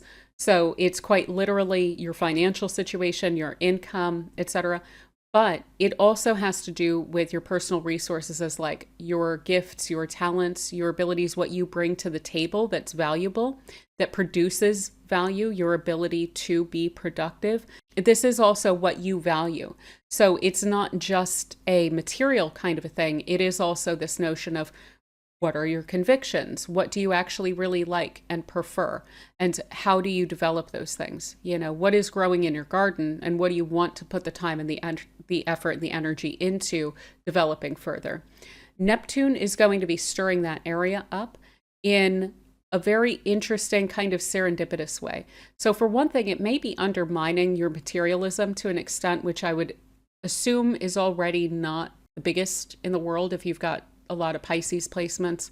Usually there's not a lot of attachment of Pisces to numbers, right? Security, certainly that's wonderful. But even with that, there can be a real ability to like rely on faith that you're going to be good regardless. This is going to be reinforcing that quite a bit of like knowing that resources will appear as needed and therefore not needing to hyperfixate on earning. Now, all of that said, though, Neptune can also have a very expansive influence. So you may find yourself in a very wonderful way, almost serendipitously drawn into lucrative situations for you, that which is going to give you a greater sense of security, stability, finances coming in. You may be able to, much more so than you were thinking, grow your finances, grow your accounts. And it may even seem to come through weirdly easily at times. So I would highly recommend following those like little serendipitous spiritual nudges that you get to connect with this or to pursue that or develop this. Also, your spiritual gifts themselves may wind up becoming quite lucrative. That may be something that you wind up really developing during this time and being able to leverage. But for instance, if you were put into a kind of a role where maybe you downplayed the significance of spiritual talents or creative talents, maybe you were told, oh, this isn't going to pay off, it's not responsible for you to follow that, you may have needed to be freed up from that or to have the yoke of that, notion that someone else's role that they have typecast you in or that they have tried to control you from reaching. You may need to free yourself from that and then free your mind to a great extent from those notions of other people, be able to understand yourself, be able to understand your strengths better in order to follow that kind of a path. But yeah, there's going to be a lot of internal stirring in a really wonderful, and I think ultimately a very richly productive way in the coming several years for you. There's a lot that's getting pulled up from under the surface or from an almost etheric part of yourself that's getting drawn up. So what I would definitely say with this is stay very, very, very open and flexible with yourself to develop in the ways that you are being drawn to, magnetized to develop. Really give yourself the permission to release any sort of guilt, sense of obligation or burden, sense of a need to play small, any of that. Any of those like kind of confining notions of self. You definitely don't need those where you're going with this. And they're only really going to get in the way. They'll only wind up creating delays. And then the planets will need to force the issue to some extent. So I'll give you an example of that. If there is something that you don't love to connect with, but that sometimes, like for instance, let's say this is a parent. And this totally doesn't have to be the case, but like, let's say that there is a parent that you feel the need to reach out to sometimes for guidance, for input on whether your ideas are sound. This could be you developing and thinking, oh, it's going to be great. I'm going to reach out to them. I'm going to, clarify to them all of where I'm at. They're going to recognize that and they'll give me the encouragement that I need. Again, thinking about how you're externalizing that. And that they could respond in a really rude way that you understand deep down is incorrect. That could wind up creating a whole flow of, holy crap, what was all of that advice that I received throughout my life? Was any of that really solid? Because I know that they're wrong about this. I know that they're being unfair about this. But you could then also recognize like, okay, wow, that support system that I kind of had the back of my head as being there, it's not actually there. So this is how sometimes the planets can wind up forcing the issue of, okay, if you're not willing to free yourself from that role of looking to maybe a parent that's not the most supportive for support, then we're going to really point that out to you as you need to do that, right? But what's interesting is that you may actually find that there is some support from your family, that not only is your role changing, but the way that your family is pursuing things are also changing. And this can create a supportive kind of connection between family resources and your resources, where you're able to mutually support each other in following your own paths.